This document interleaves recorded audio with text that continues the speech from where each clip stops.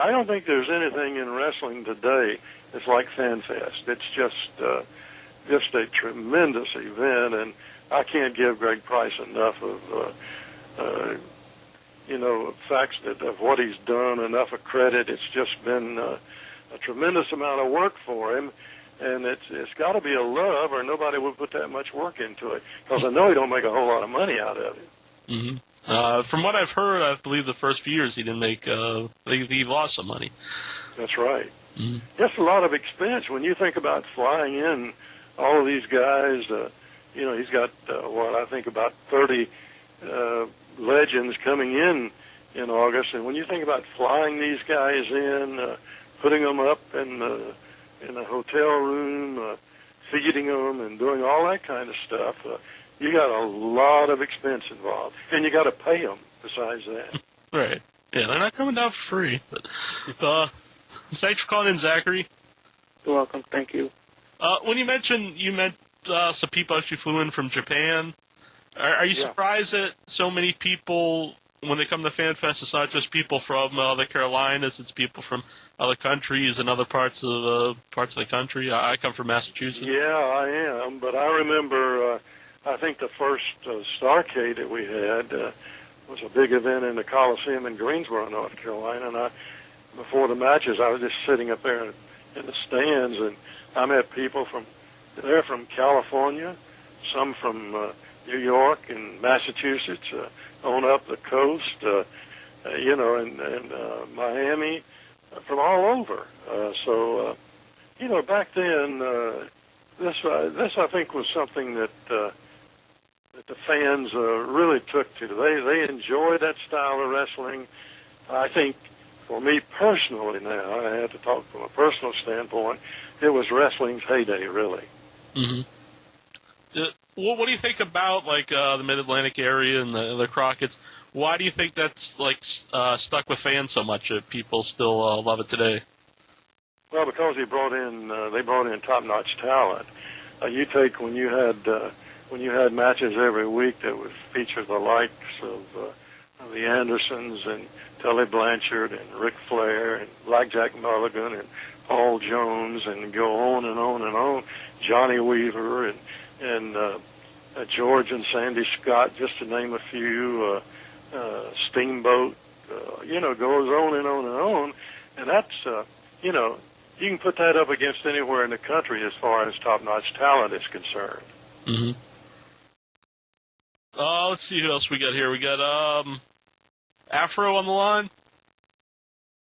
Hello. Hello.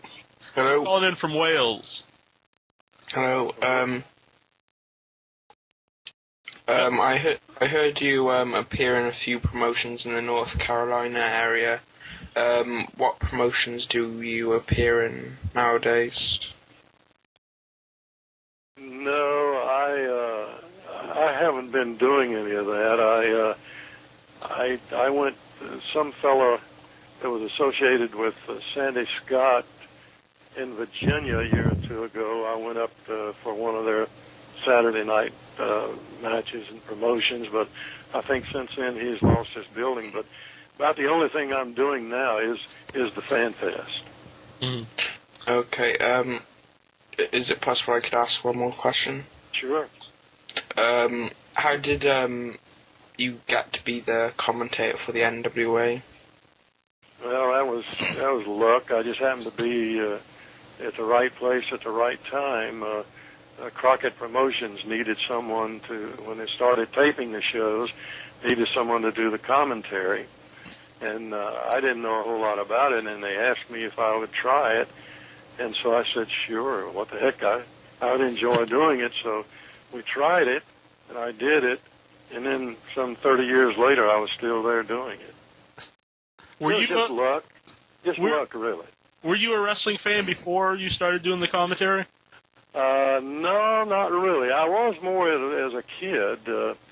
I grew up as a young fellow in Charlotte, North Carolina, and that was the home of Crockett Promotions, and they had matches every Monday night there. And as a kid, I went to see some of those, but as an adult, I was not really at that stage a real wrestling fan. I later on really became one when I got to know what great athletes these guys were and what they were doing.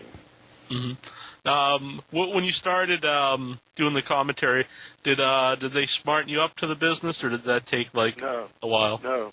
No. Back then, shortly after I began, George Scott was doing the booking. I never knew a thing. Never talked to them before the matches. They just gave me a sheet that just listed the matches, who was going to be in them, and I didn't have any idea. Nobody told me what any finish was going to be and who was going to win or who was going to lose or anything like that. It was all just spontaneous from that point, and I just called what I saw. Would you know, well, obviously you wouldn't at that time, but later on, did you know, the finishes of the matches, or did you prefer not to know, going in? I thought it was better not to know. Mm-hmm. But, sometimes I might be in the dressing room and I might hear it or I might know what was going on, but it was something that I wasn't really anxious to find out before the matches occurred. So it never did really occur to me to really, make an effort to really find out about this. Yeah. Did any of the wrestlers treat you as an outsider when you first started doing the commentary? No, and that was a wonderful thing about it, and that's why all of them I consider now to be great friends. They were all so good to me, and they helped me along the way as far as what was going on. They'd let me know what their favorite hole was going to be, or if they had a finishing hole, they might tell me what that was and give me the name of that. But they were all, I can't think of anybody that was really not friendly. Thanks for calling in, Afro. Let everybody know you go over to NWALegends.com to get your tickets to the Fan Fest. It's going to be August 6th through the 9th in Charlotte, North Carolina. And also this Friday, there's going to be a very big announcement on their MySpace page, MySpace and I think it's Facebook. You can check out both. But search.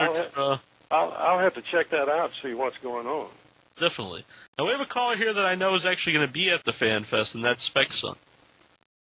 Hello, Jack. Hello, Bob. It's great to be with you all today. Hi. Hello.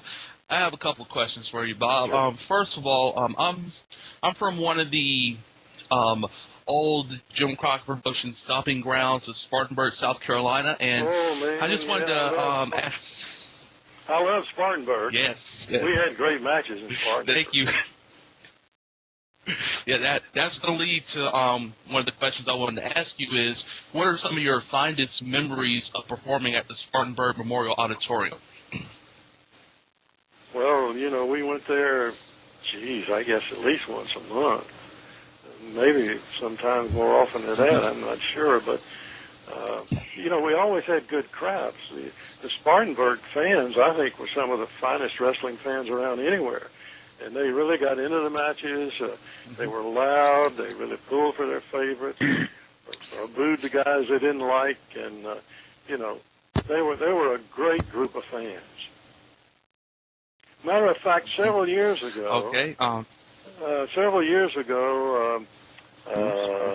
George South, I guess it is, did a match down there, some kind of a thing for some part of the government system of South Carolina, and I went down for that and got an opportunity to talk to all the fans there for a few minutes in Spartanburg, to just tell them how much I had enjoyed being there and knowing them over the years. Appreciate that a lot, Bob. And my second question has to deal with Starrcade 84. A lot of the fans around, we hear a lot about Starrcade 83, but we rarely hear that much about Starrcade 84. And I'd just like to ask you if you had any memories of that event that you'd like to share with the fans tonight. I have a hard time separating the years. My years cause me to be that way sometimes, from 83 to 84. Do you recall what the feature matches were? Yes, it was Smokin' Joe Frazier was a special referee, and you had Ric Flair and Dusty Rhodes wrestling each other with a $1 million prize. Yeah, that's not where Flair broke Dusty's leg, is it? No, that was to lead up to Starrcade 85. Yeah, okay. Yeah. Well, Dusty and Flair, whenever you had a match featuring those two, you really had an outstanding match. And there was I don't think there was really any blood lost between those two, and it showed when they got into a match in the ring. Dusty was, he was very popular, the American Dream, and everybody was more or less on his side at that time. But let me tell you about Flair for a minute while we're talking about him. I think that Ric Flair, as far as I can remember and in my mind, was the finest guy that I knew as far as being able to go from heel to babyface. He could be good one time and bad the next time, and the fans, they didn't give a hoot. They liked him either way. So I think and that's why Flair has lasted so long as he did. Mm-hmm. Are you surprised that he did last as long as he did? And I thought Flair would have retired way before he did. I had hoped he would.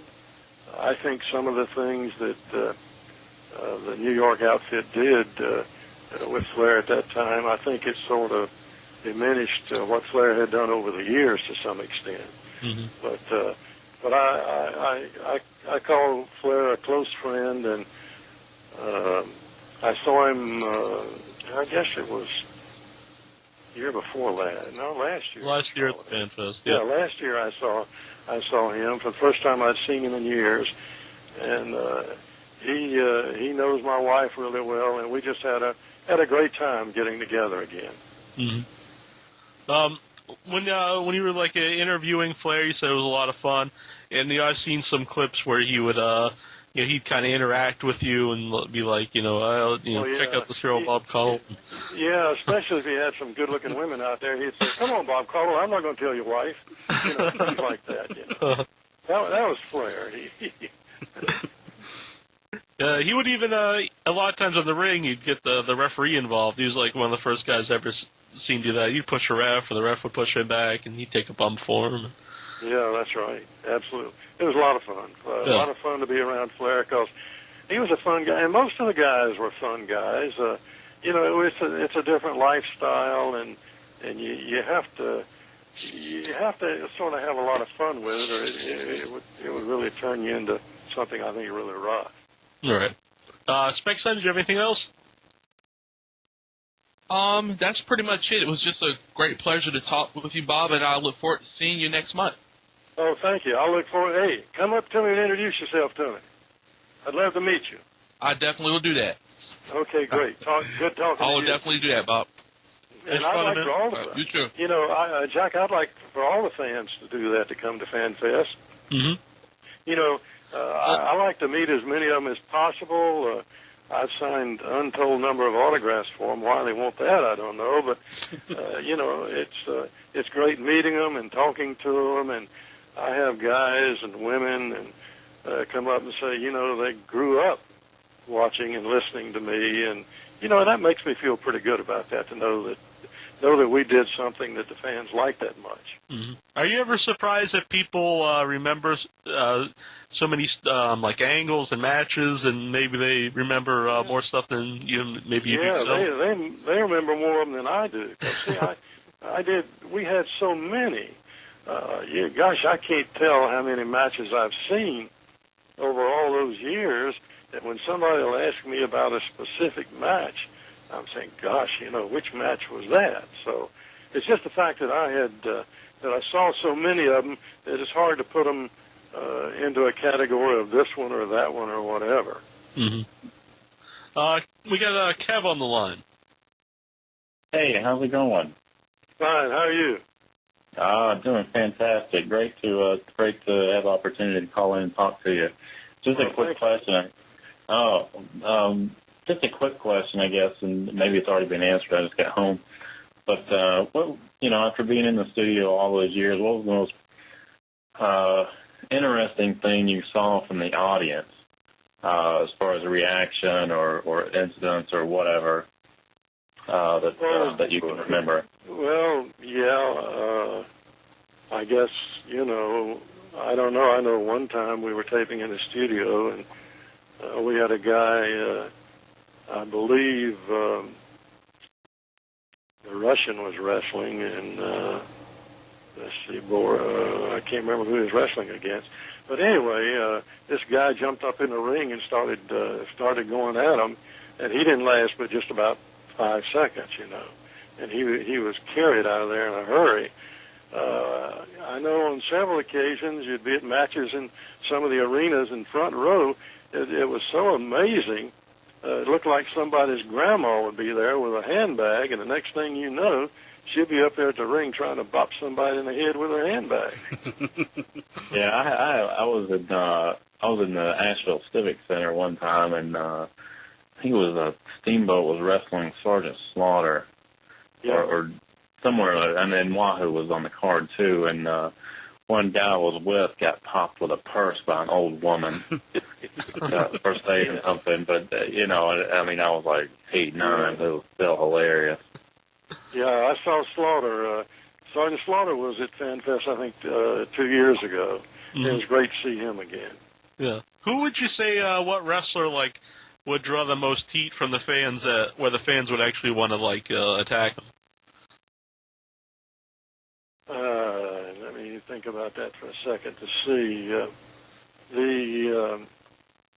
Well, in their prime, when they were really in their prime, I think probably the Andersons could get as much heat as anybody at that time. Then there were others, of course,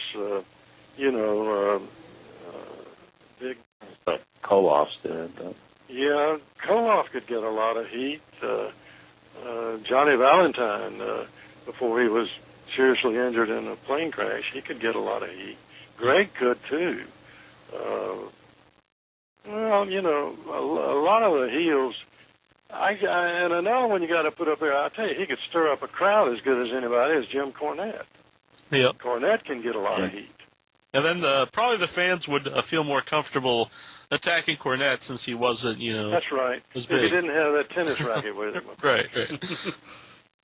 Now Cornette's going to be there, and you actually worked for Cornette in Smoky Mountain Wrestling. That's right. Do you still talk to Cornette besides at the Fan Fest? Oh yeah, no. I haven't seen him. Since he was at Fan Fest. I think it was 2 years ago. 2 years ago. Mm-hmm. Saw him there then.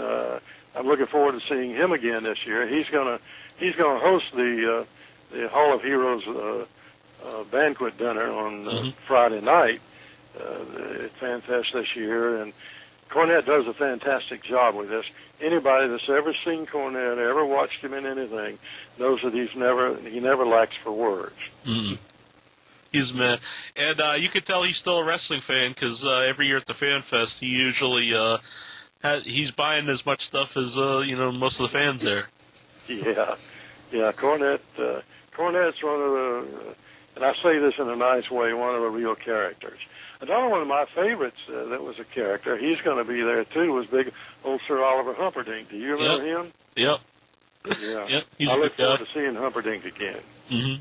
Actually, last year when we were talking to Humperdinck, someone came up behind me and pushed me out of the way, and I looked up, and here it was Scott Hall, and he was saying hi to Humperdinck. He didn't push me, knock me down or anything, but if you're going to get pushed out of the way, it's pretty impressive that it was Scott Hall. That's right. You're right. Thanks for calling in, Kev. Yep, thank you very much.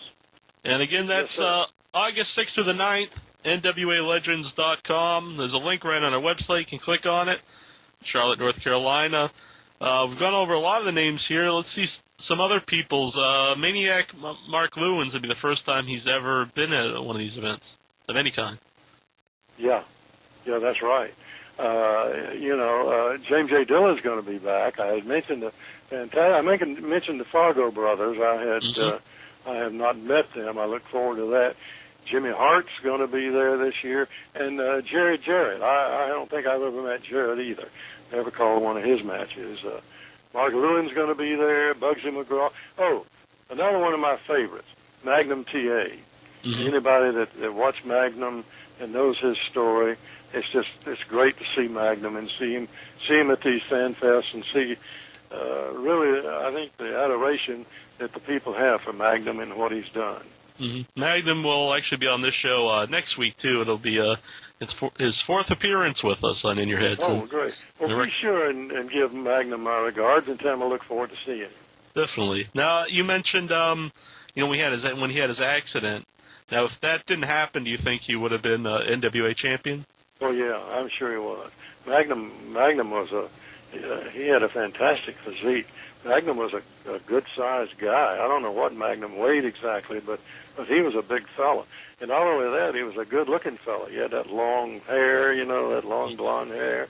Wasn't as blonde as Flair's, but it was still sort of blonde. But he had a great physique on him, and Magnum could wrestle. He could move around the ring.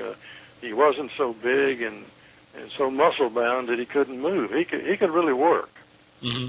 And we've talked about this with him before. At that time, he was babyface, but he wasn't like a goody-goody guy. A little bit of an edge to him. That's right. Yeah, but he was a babyface. You're right. Mm-hmm. And there's also going to be a big announcement this Friday. You have to check that out over on the NWA Legends Facebook. You piqued my interest about that. I got to find out what that is. Yeah, me too. Who else we got here? We got Carol on the line, who I think.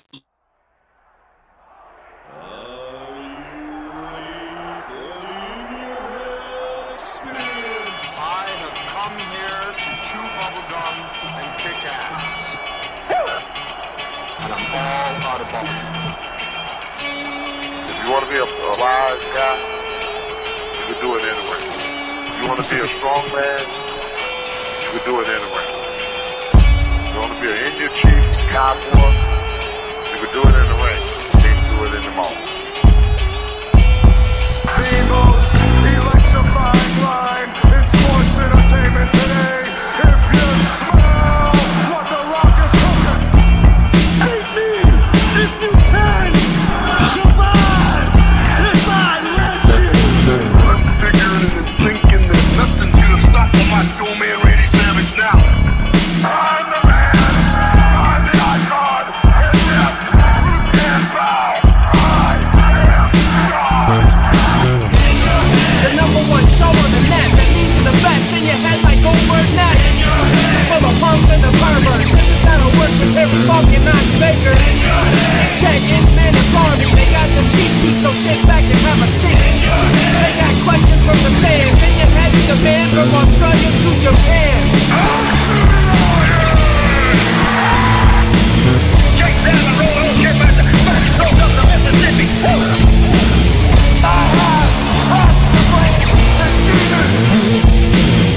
We are bigger. We are faster.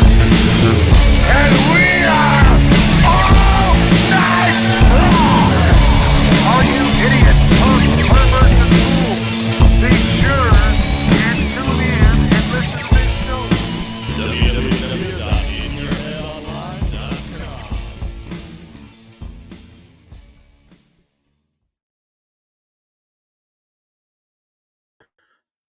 Hey, look at me, little tiny over here. Hey, here we go. We are live here once again at In Your Head Wrestling Radio. I'm the internet icon, the pride of the pilgrims, the most honest man in all of podcasting, Hollywood, Jackie Jones.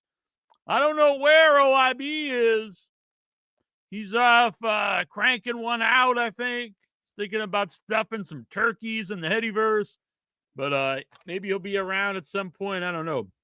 Maybe he already got another turkey, taking a nap. Maybe he just is a turkey. Jive-ass turkey, OIB. Happy Thanksgiving, everybody. It's Thanksgiving week. We got a couple more days to Thanksgiving. We got some folks here. We got Bruce Briscoe. It's time. It's time. It's In Your Head time. Yeah, Brucey. We got some fine folks like Chobo. And then we even have some people like Jonathan Jackson. He's a good man.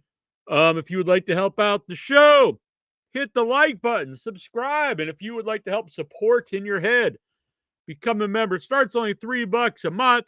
Or you can super chat the show. You can Venmo the show at Headyverse. or you could PayPal the show. Anyway, we are trying to. I think we're not too far off. So if you'd like to help cover the expense of the annual cost to run the show, I think we're about $350 or so, and I think we need $450 or something like that. So anyway, if you'd like to help support the show throughout, you can do that. All right. So anyway, last week was Full Gear. We had Full Gear. We had AEW Dynamite. It's been really good lately. I was kind of I'd stopped watching for a little while, got back into it, and I was glad I did because the show I picked up on was Blood and Guts, which was a hell of a Dynamite. And so then we went into Full Gear, and I have seen some people they're upset that that AEW's become very bloody. But what's funny to me is for years, I saw the IWC, also known as the Internet Wrestling Community, for literally years, for decades. They were crying, they were whining, they were like, bring back the Attitude Era, bring back ECW. Enough of this kids wrestling. We want language, we want blood, we want violence. And then anytime wrestling gets a little edgy or there's some blood, they're like, what is this? Strike this from TV. This should get, canceled. What is Turner thinking? Blah, blah, blah. So, a bunch of pussies is what I'm saying. Not just pussies. It'd be one thing if you were just against that in general. Like, I hated ECW. I hated the Attitude Era. But it's these people that long for that to come back. And then you start to get some more adult wrestling, and you get the violence, and you get the language, and you get the adult content. And like, whoa, wait a minute. I want this to be very child-friendly. What's going on here? And I think what it is the internet will just complain. They like to complain no matter what. They'll hate it if it's all wrestling matches. Like, we don't want wrestling. I don't watch wrestling to see wrestling. If it's all storyline, I don't watch wrestling to see storylines. I just want to see in-ring action. If it's rated, PG, I don't want kids wrestling. I'm an adult. If it's adult, wait a minute. I want wrestling that's fit for family, even though I don't have one. So they will just complain no matter what. And I'm not saying you have to love what's on TV, but you're a hypocrite. I got to call the hypocrisy police if you're like, bring back the Attitude Era, bring back ECW. Wait a minute. Blood. Cancel this. I like the more edgy wrestling. I like a gritty style. And I like the blood. Now, do you have to have nonstop blood? No. But on a show called, what was the other one? Blood and Guts. You should have some blood. And then we carried on to this one. And I was there for it. Did James Mitchell do cocaine at Full Gear? No, but when I did watch some Juggalo wrestling, what do they call it now? I forget the name of their show, but it's on the YouTube. There is a wrestler there called Cocaine, and he's doing cocaine, and then Big Vito's trying to clean it up. I'll be honest, I've been enjoying this the Juggalo wrestling that Vince Russo is writing now. Is it my favorite show on TV? No, it's not even on TV. Is it the best wrestling I've ever seen? No, but it's different, and different is good because as much as I like AEW, I think it was a mistake to have Dynamite and then Collision. Well, what was this? Not Thunder. What was the Rampage? I didn't even think Rampage was too much. And for a while, you had that. Then you had Dark. Then you had Collision. And look, every time people argue it's good wrestling, yeah, it is good wrestling. No doubt about it. But it's all, it's all the AEW product. I can't watch 10 hours of any product. WWE, you got Raw, you've got SmackDown, and then you've got, NXT and all these shows. It's just too much to watch. They're 3 hours long each. It's just too much content. Then you have something completely different. Very like, I don't even say 90s style because it's not it's not called JCW Wrestling anymore. I don't think, Bruce. It's called something else. The show's called something else, and I don't think it's called Jungalo Championship Wrestling anymore. And so it's kind of like early '90s, which so you got like goofy gimmicks. You do have hardcore stuff, so it's kind of a combination of early '90s like silly gimmicks and then like hardcore wrestling. So, but it's completely different than what you're going to see on WWE or AEW. And as Eric Bischoff once said, you either have to be better than you're gonna be better than, less than, or different than. And so, is it better than AEW? No. Is it better than WWE? No. But it is different than them, and so it does stand out, and it is fun because that is a part of wrestling that I do like. I remember a lot of goofy stuff that I enjoyed. I don't love all the goofy stuff. Now, if that was the only wrestling on TV, would I be like, hell yeah? Probably not. But I get to see like really good in-ring wrestling in AEW, like crazy moves, and then you do get a lot of hardcore stuff now. And there are good promos. I know some people say there's not like stories. I almost think there's too many stories sometimes in AEW going on at once. But you get all that. And then you can watch Insanity. And it's completely different. And I like it. It's its own little niche. People use that sometimes, I think, as a negative, the niche. But I don't. I think that's actually a positive today. You want to find your own niche. That's if you're too broad, you almost don't appeal to anybody. And a lot of shows that have been successful in the last 20 years were like niche shows. So if you would have went back into when there was just network TV and there's like 3 or 4 channels, and you're like, we're going to make a show about a drug dealer who used to be a school teacher, and you're like, well, that's not going to appeal to enough people.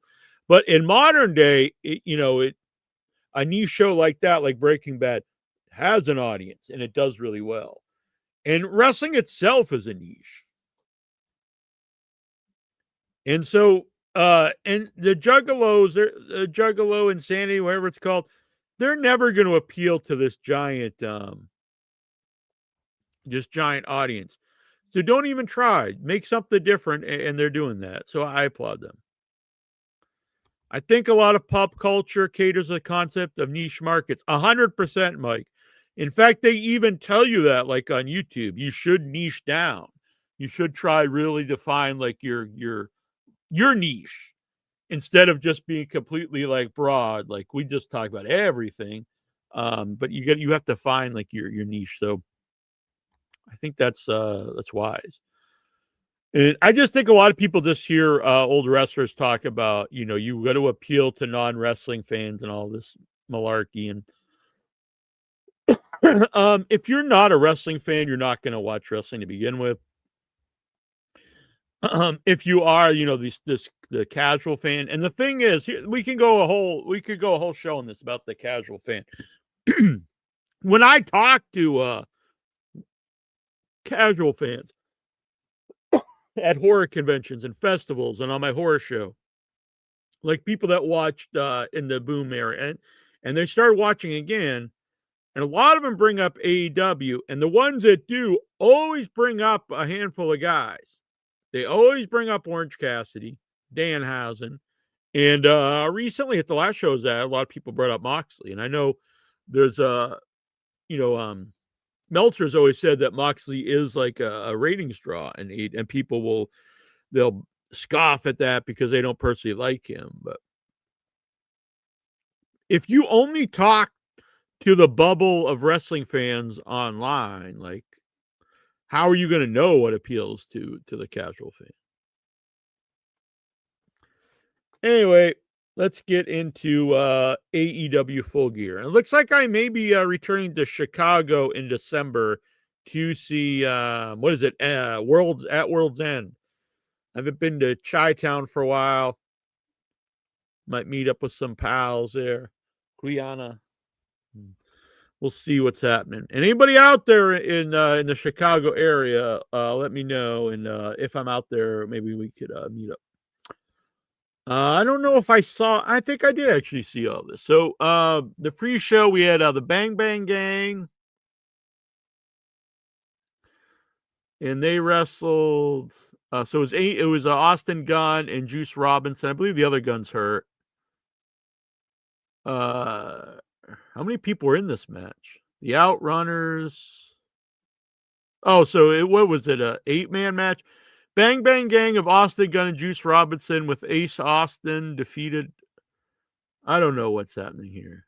This is not written very well on Wikipedia.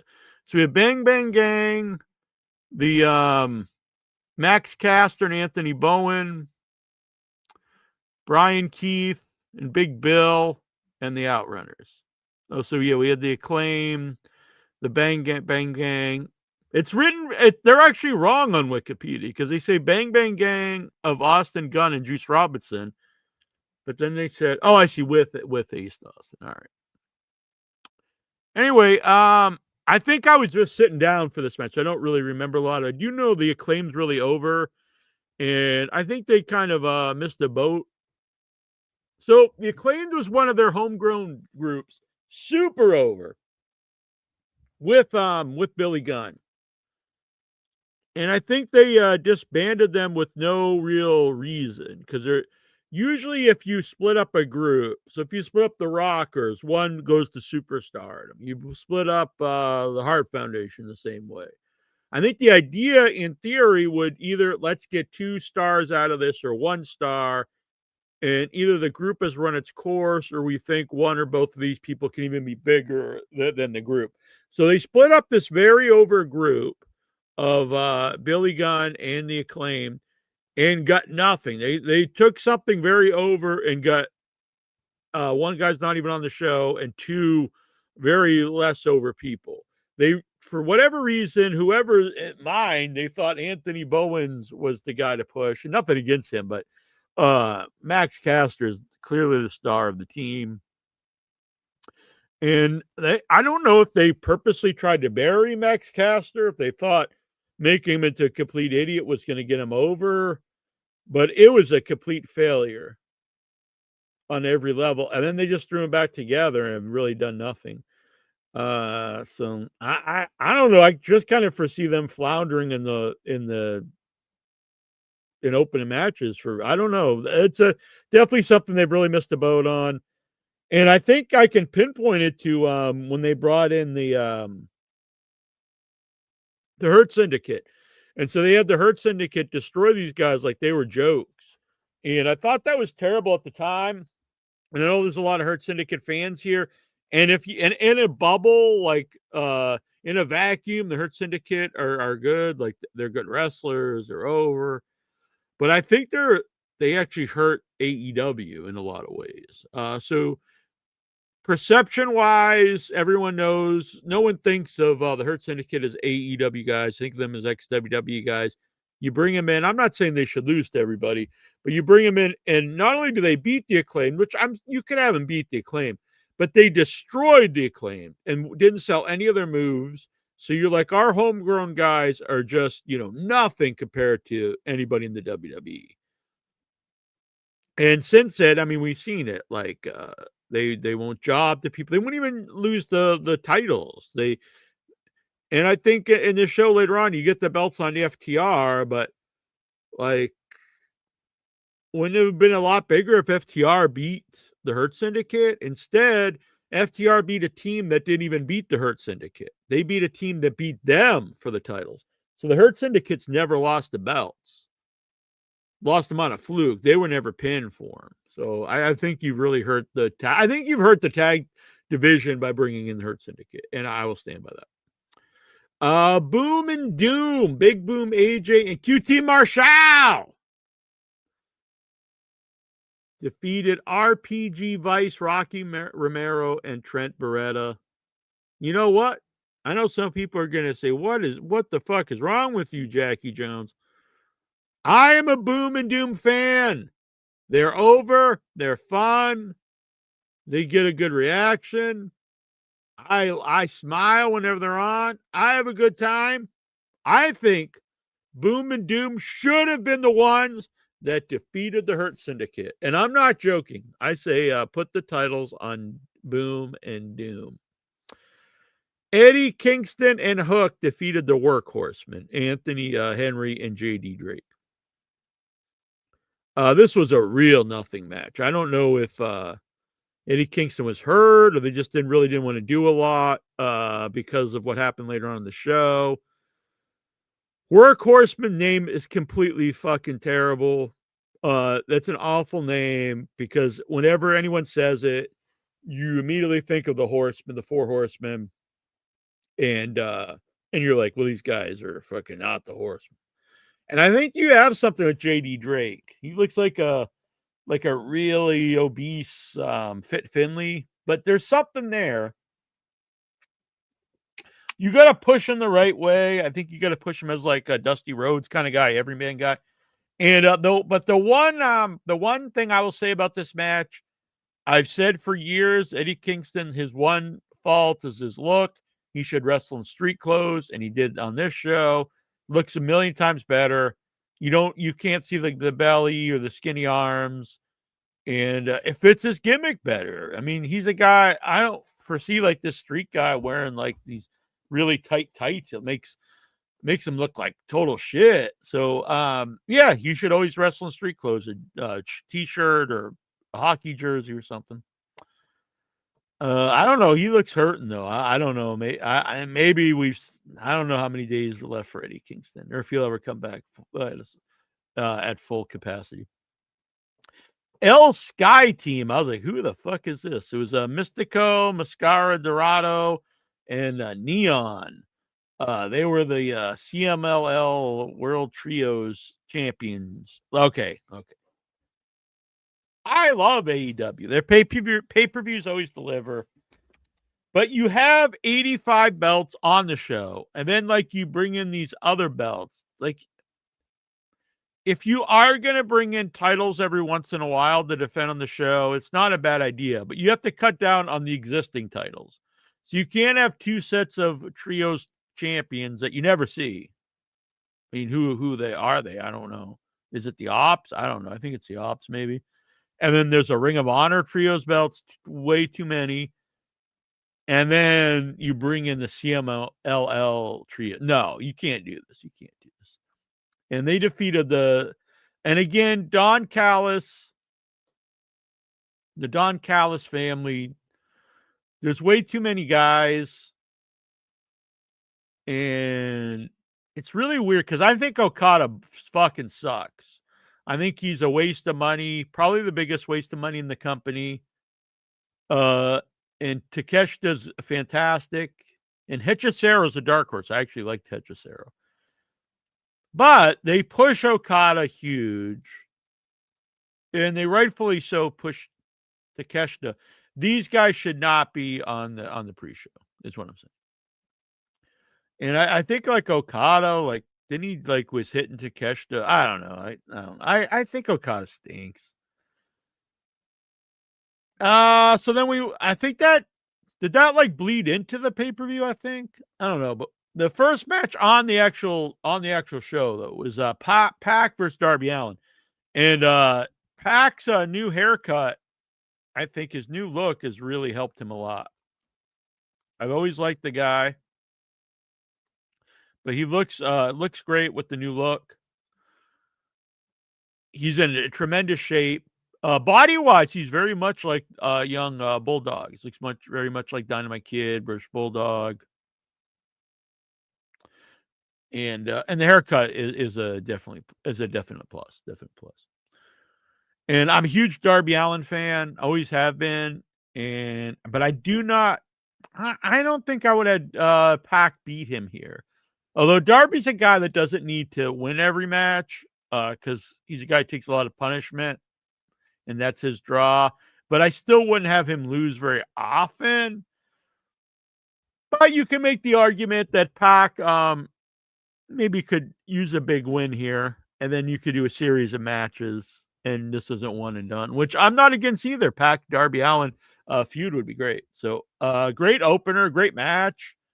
Darby's taking all kinds of punishment, And Pac's is a great talent, and it looks very impressive now with the new look. And when he's the bigger guy, which isn't too often in a match, like damn, this guy could really kick someone's ass. The Timeless Love Bombs, which is a shit name. Timeless Tony Storm and Mina Shirakawa defeated the Babes of Wrath, another terrible name. Willow Nightingale and Harley Cameron. The Sisters of Sin, I don't mind that name. Julia Hart and Sky Blue. And Megan Bain and Marina Shafir, who have no tag name. To have another title on the show, because we need more titles on the show. There needs to be endless titles on this show. We do not need a women's tag championship. If you do, you have to have a women's division, a women's tag division. Otherwise, you have like the women's champions, and then you have like one other team they fight. This is how it used to be in the past. So you had like the Jumping Bomb Angels and the Golden. Was it the Golden Girls? I forget what their names were.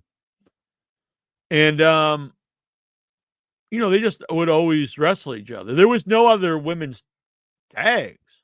So that works for like a few months, but then it's like, oh, that's all there is. And then to have a title of any kind, you need a division. So you need like feuds that aren't in the title picture, and then they win that feud and then go for the title. And I'm going to go out on a limb and say that does not happen.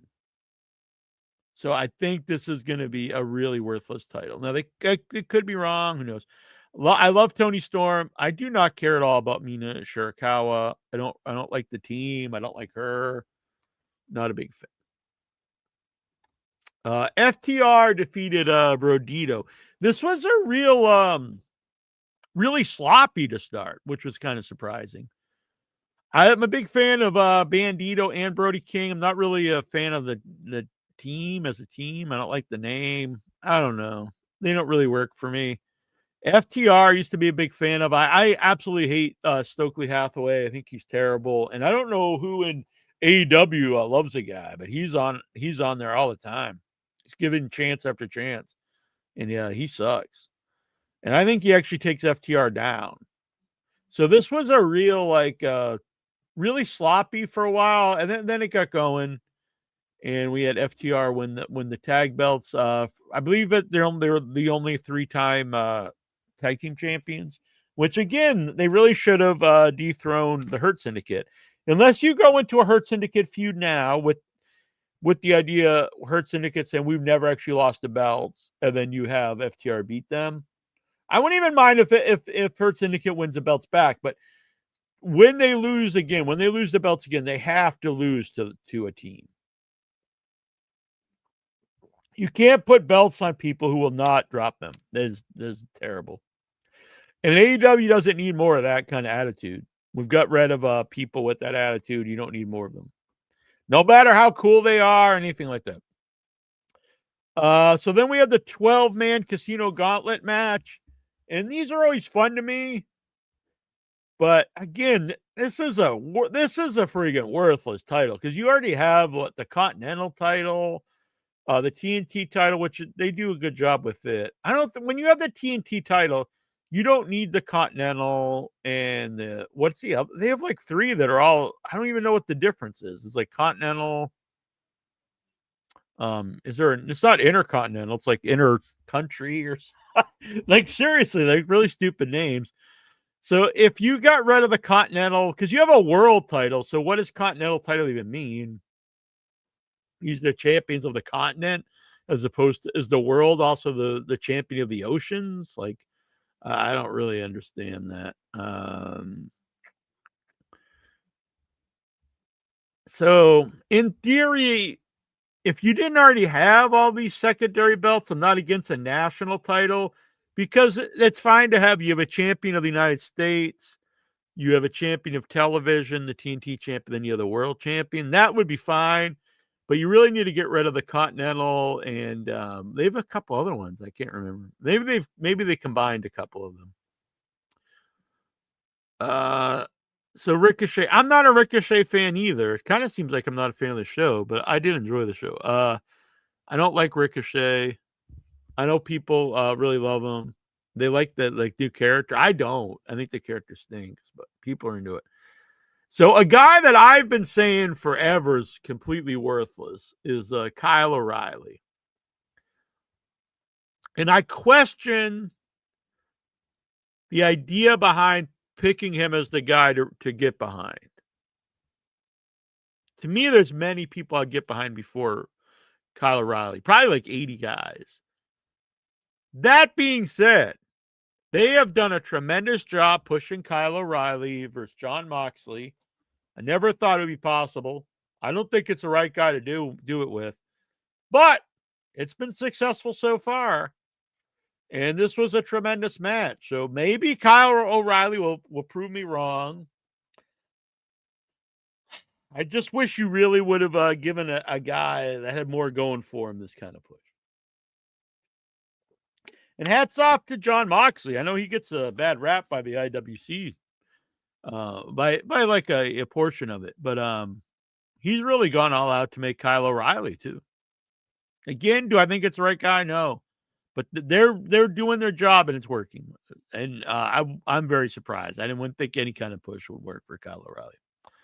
The next match, two people I love, Mark Briscoe, who I think you could give a proper main event run to right now, and Kyle Fletcher, I think, is a guy you could build AEW around in the future of AEW, Kyle Fletcher. No DQ, fantastic match. And the other one before that was No Holds Barred, very bloody. A lot of blood on this match. Kyle O'Reilly match was very bloody. Mark Briscoe, Kyle Fletcher match was really bloody. So if Briscoe lost, he was going to have to join the Don Callis family. And I was really glad he won. This was a really long match, 25 minutes. And both guys are fantastic. I do think Kyle Fletcher is the future of the company. And so I do think Mark Briscoe is a guy you should push right now. Very emotional. Mark Briscoe has all the everything going for him. He's got an interesting look. He can wrestle. He's a good talker. Got a ton of charisma, and he connects to the audience. People there is part of it that his brother died, but even beyond that, the guy connects to the audience. So people are behind him because of the brother, and also the idea that he's been like an indie guy, an ROH guy for years and was never on a big platform, and now he is. Yeah, I'll get to the questions in a second, Billy. I'm just going over the Full Gear, and then we'll get to some questions here. Josh Alexander and the Young Bucks defeated Kenny Omega and the Jurassic Express. I could not give a flying fuck about Josh Alexander.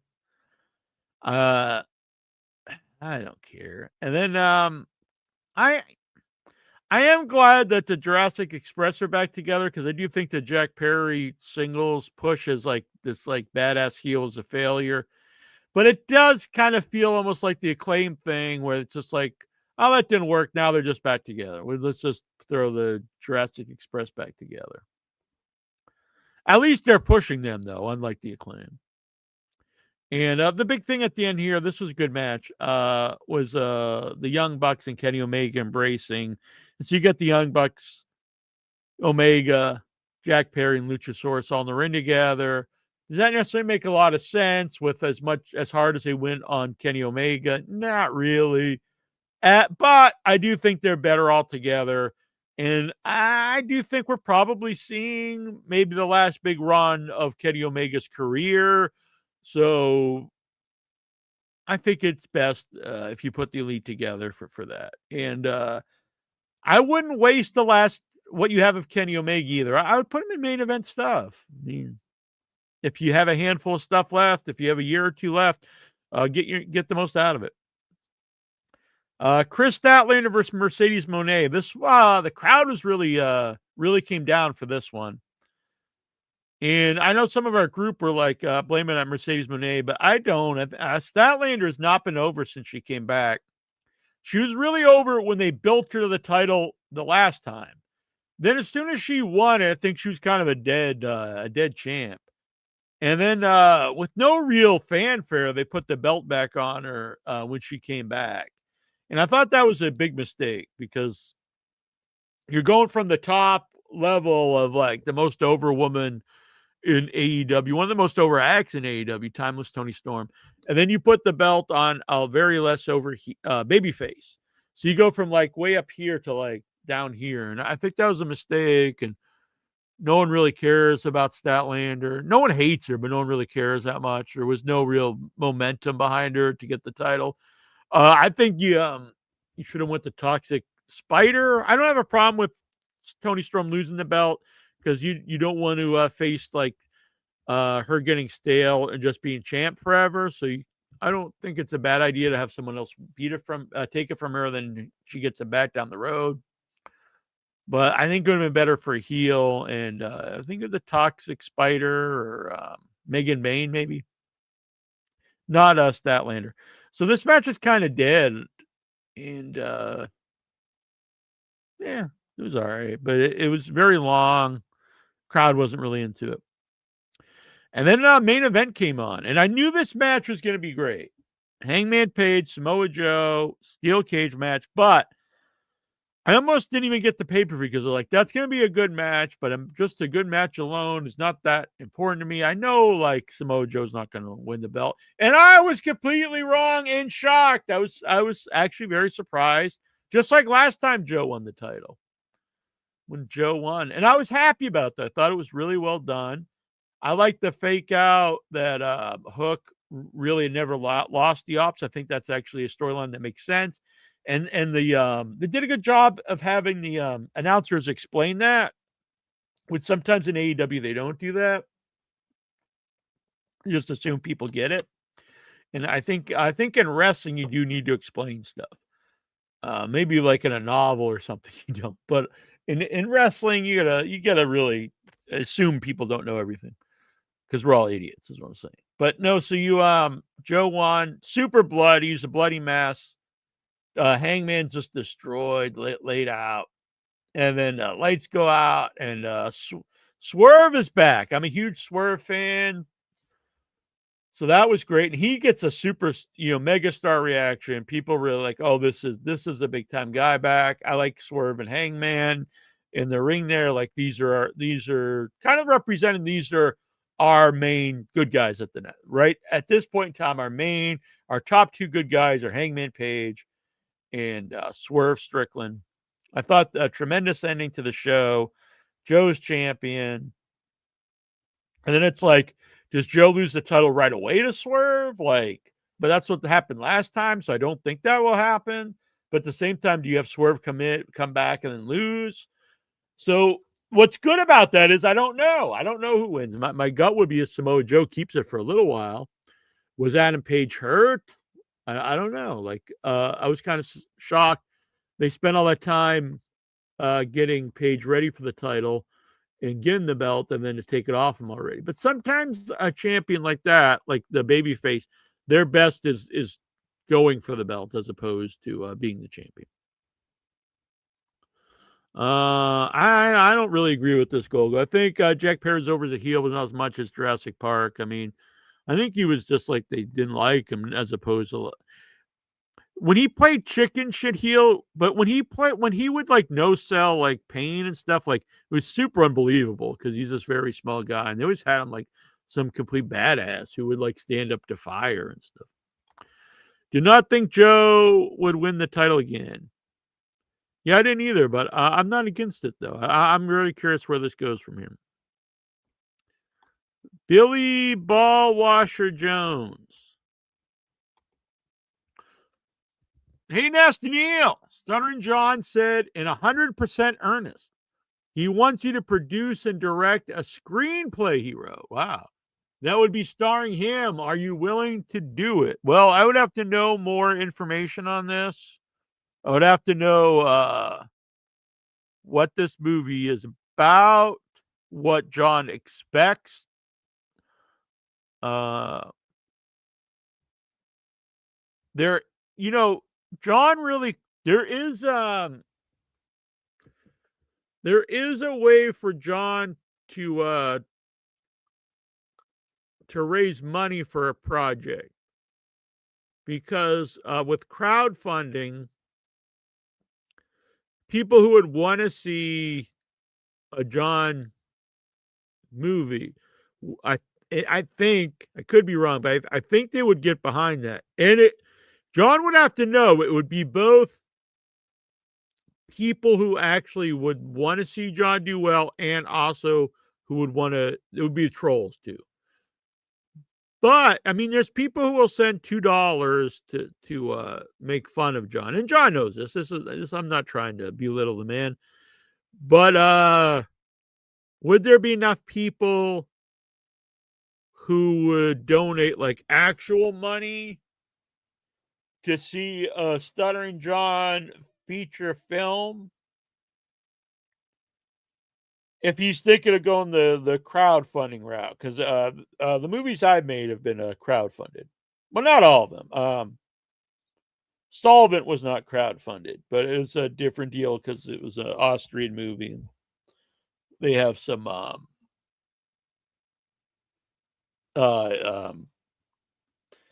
grants from the government, but I would really have to talk to John about that to see. I'd have to know what his plans are. The problem with some people that I've had talks with getting projects off the ground who come from a different era, who come from so John's first movie, I don't know the budget, but I'm going to guess it was probably low budget, but probably over $1 million. I'm going to guess. Let me look this up. One too many budget. The point is, people who have made like lower budget horror movies, and then they think, well, let's make a new one, and they just think like you can get like a few million to make this movie, and that's unless you have like a name behind it or an IP that's like established, it's really not going to happen. And they have to look at a much lower, and I mean like, ten thousands of dollar budget, not, hundreds of thousands or millions. So he would have to know that. Let's see, one too many budget. That can't be right. There's no way that cost $260 million. Well, that's some other movie.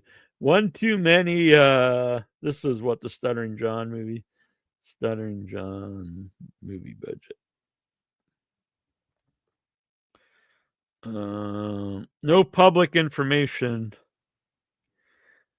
I'm gonna guess it was probably hundreds of thousands at the lowest, but shot in film, and it was produced by the comedy people there, so it probably was $1 million movie. So as long as John would realize a low budget movie that he would probably be able to get made is going to be way less than that. He'd have to know that. I don't know. He would. I'd have to talk to him about it. I'd have to talk to him about what kind of movie it is. But I could see potential for people getting behind to back it. This is a way that John could use the trolls to his benefit, because I do think there would be people that would want to see this be made to make fun of it. And if they would give money to make fun of it, who really cares as long as you had the money to make it? Is my theory.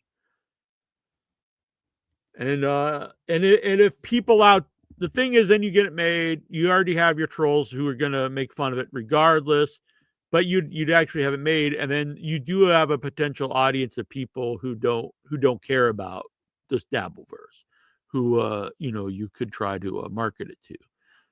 So I don't know. I don't know. There could be something there. It could be something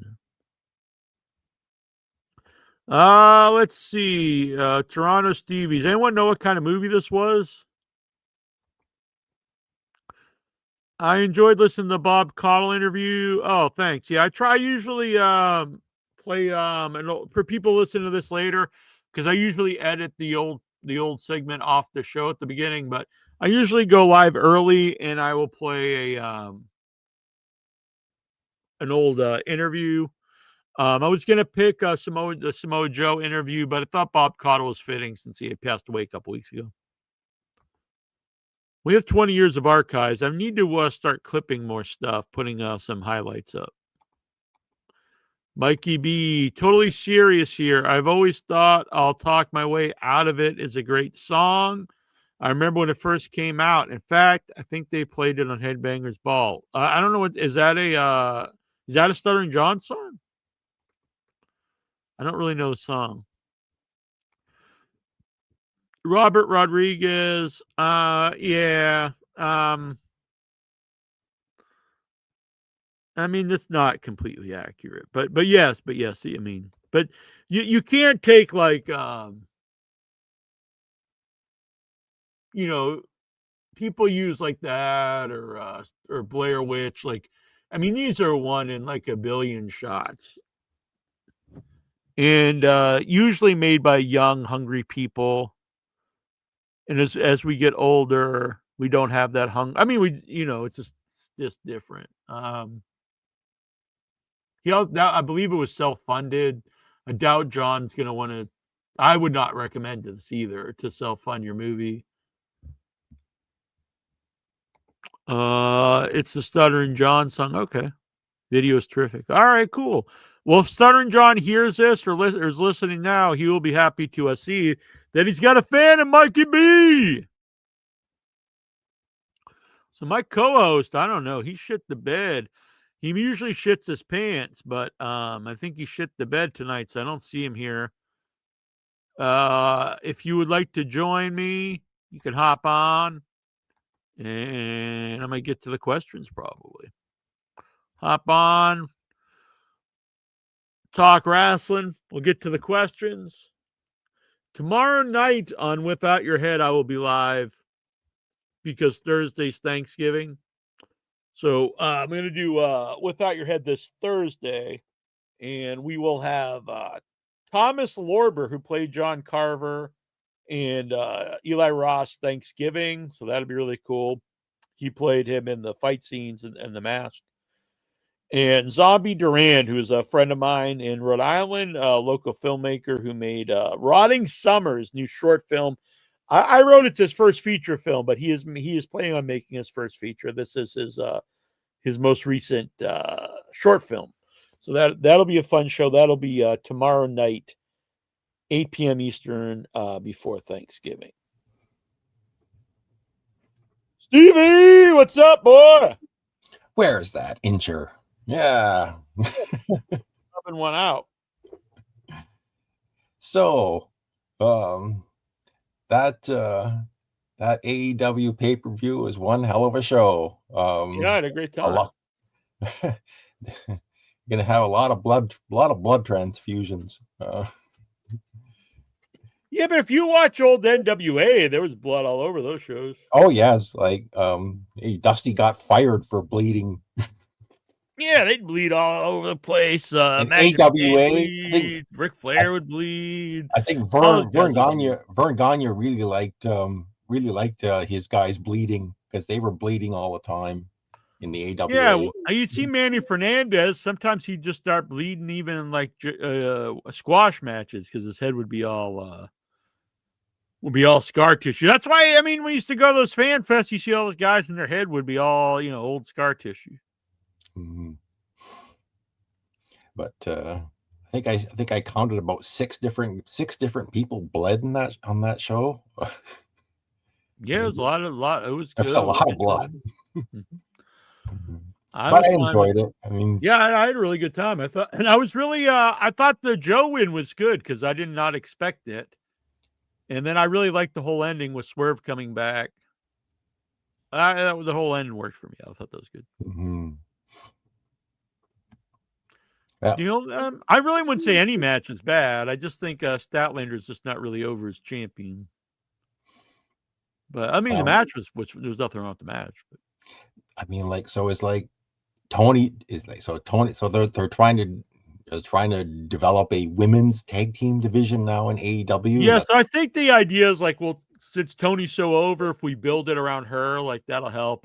Like I said earlier, I just don't think it'll ever take off. And it's not because they're women at all. I'm not sexist or anything. Because I think people who talk about like anything bad about women's wrestling today, they just to me come off so outdated because like women's wrestling is better than it's ever been. And some of the women are as over as anybody. So I think, but to have a women's tag division or any kind of division, you need whenever I've seen it tried before, it's always there's the champions and there's the challengers and there's no other teams. To have a division, you have to have like feuds going on. So you have to have like at least like 6, ongoing tag teams that are feuding. And then they go on to wrestle the women. And I mean, for example, the trios didn't work. It worked to begin with because they had some trio set up. And then eventually it became they would just make up a trios to go for the trios belt. Yeah, and now that's like a dead division. Yeah, one set of belts that they should get rid of. But it reminds me of TNA. TNA tried the same thing with the women. They introduced tag team belts and manufactured tag teams. And they really only had like one full time, which was the Beautiful People, and everyone else was just manufactured. Yeah, that's how it's always been whenever it's been tried. Yeah, it might have like a little run, like when it was fun, like in the 80s was the Bomb Angels versus wasn't the Golden Glamour Girls. Glamour Girls. But then like you had no other tag team, so like it's cool for a few months, and then that's the end of it, And it would run out even faster now since you have so much TV. I don't, in theory, I get it, but you'd have to devote a lot of TV time to women tag teams, which I just don't see it happening. Mm-hmm. Yeah, well, I don't know. And there's way too many belts, Yeah. And I'm not even against, like, if they already didn't have the Continental and a few other ones, like the national belt. So if you had the world belt, the national belt, and the TNT belt, I would think that would be fine. That would be good for the men, for the single men's title. Because you'd have, the world title, the champion of the United States or North America, and then you'd have the TV champion. And that makes sense because there's like an order to that. But like, what's the difference between, honestly, a continental belt? How is that different than the world belt? If you're the champion of all the continents, aren't you the champion of the world? Or if you're the world champion, you're also the champion of the oceans? Like, doesn't make much sense. Well, I forget what was it, that AWA pay-per-view where every match was for a belt and they just made up belts and yeah. Sometimes I forget, like, I don't even who didn't they come. I think they did combine 2 of the belts not too long ago. But there's just too many. Yeah. And like there's like 2. Then it gets really bad when they start bringing the ROH belts on the show. Well, or like even when they bring in the CMLL trios belts, and it's like, we already have 2 sets of trios champions. Why do you need these on the show? Yeah, just way too much. And Monet having 14 belts, like I'm not against like the concept of her like getting, but no, I mean, I can't name any of the belts besides no one can. So like people compare it to the Ultimo Dragon, but he had like some like actually like real titles that people like. And not everyone had a belt then, so it's kind of fun. Yeah, well, but really emotional moment. I thought one of the most emotional moments was Mark Briscoe winning. Yeah, that was awesome. That was That's a an guy I awesome, really think they should. You could push him as a top guy right now. yeah. And I do think Kyle is a future of AEW. So both those guys are great, honestly. But I'm glad that they are doing something with Briscoe because I think he's got like everything really going for him. He's besides maybe his age, but he's got a good look. He can talk. He has really a lot of charisma. Connects to the crowd. A great wrestler. He's got kind of everything you'd want. Yeah, but I think, and I asked this in the questions, like Dar- Darby had better slow down, or he's going to be the next Mick Foley, and he's going to retire. Yeah, I think that's honestly, I think that's what he wants. The one thing he obviously has going over Foley is he's way smaller and doesn't have Yeah, all the extra weight on him. So, but still, I but don't think yeah, he's I probably don't honestly he probably takes more risks than I can't say more risks than Foley because Foley did some, but crazy. maybe more overall. You know what I mean? Yeah, Like every match he takes like multiple insane bumps. yeah, but like, And I love the guy, and he's got like a really special charisma to him. And for a smaller guy, like his dives look really cool. Looks like he's really trying to take people out. And at this point in time, he wouldn't need to do all the stuff he does because people are already behind him. And I'm not saying don't do any crazy stuff because I think if he did do any crazy stuff, like he would lose a lot of his appeal. But save that to like 2 or 3 a year. You know what I mean? yeah, like the Undertaker when he does his dive, it's only once a year he does it, Yeah, and yeah. I mean, you can do some dives, but like the great big giant insane stuff, like save that for. yeah, I don't want you don't need to do 2 or 3 a match. Save one for like a few pay-per-views a year. mm-hmm. And like I said, he's so small. He has it'll be easier on his body than Undertaker or Mick Foley. But it's still like you're not you're still gonna get beaten. You're gonna still get broken down. Like Yeah, you're going to be, well, if you're still around, you're going to be like Jeff Hardy in your 40s or 50s. I mean, he can barely move. yeah, and there's life out after wrestling. So. Yeah. And I mean, and I assume that a lot of Jeff Hardy's demons are because of all the pain from all these bumps he's taken.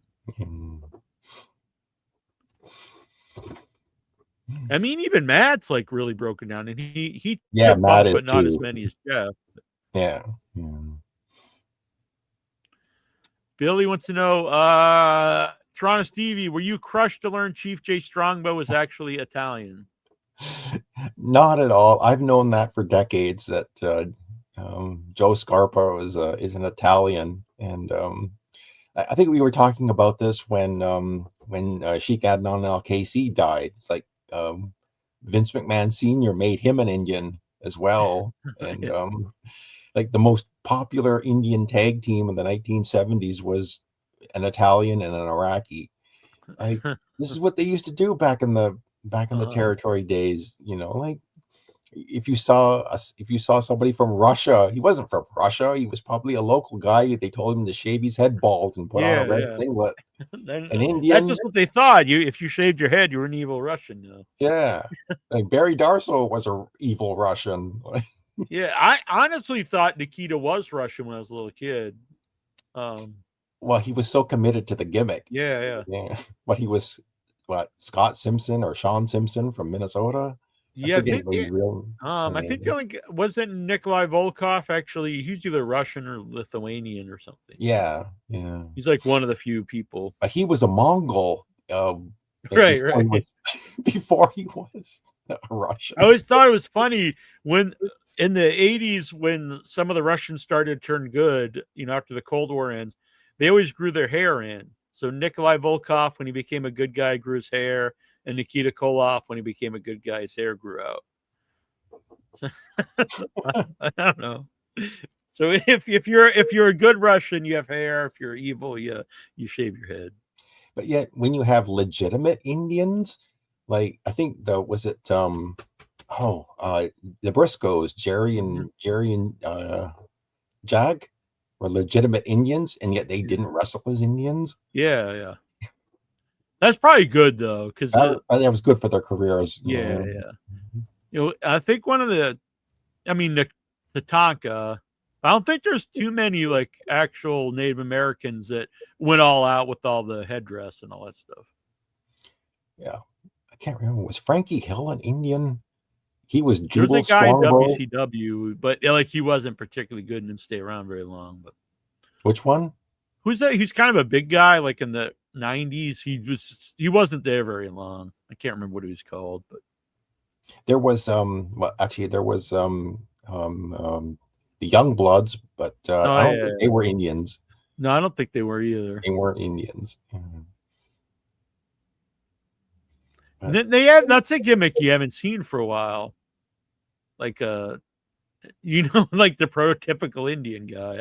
That probably wouldn't really fly today. It wouldn't fly today. No. You don't want to see like you don't want to see them doing this. Yeah, as soon as I said that, I'm like, they've got rid of some of like these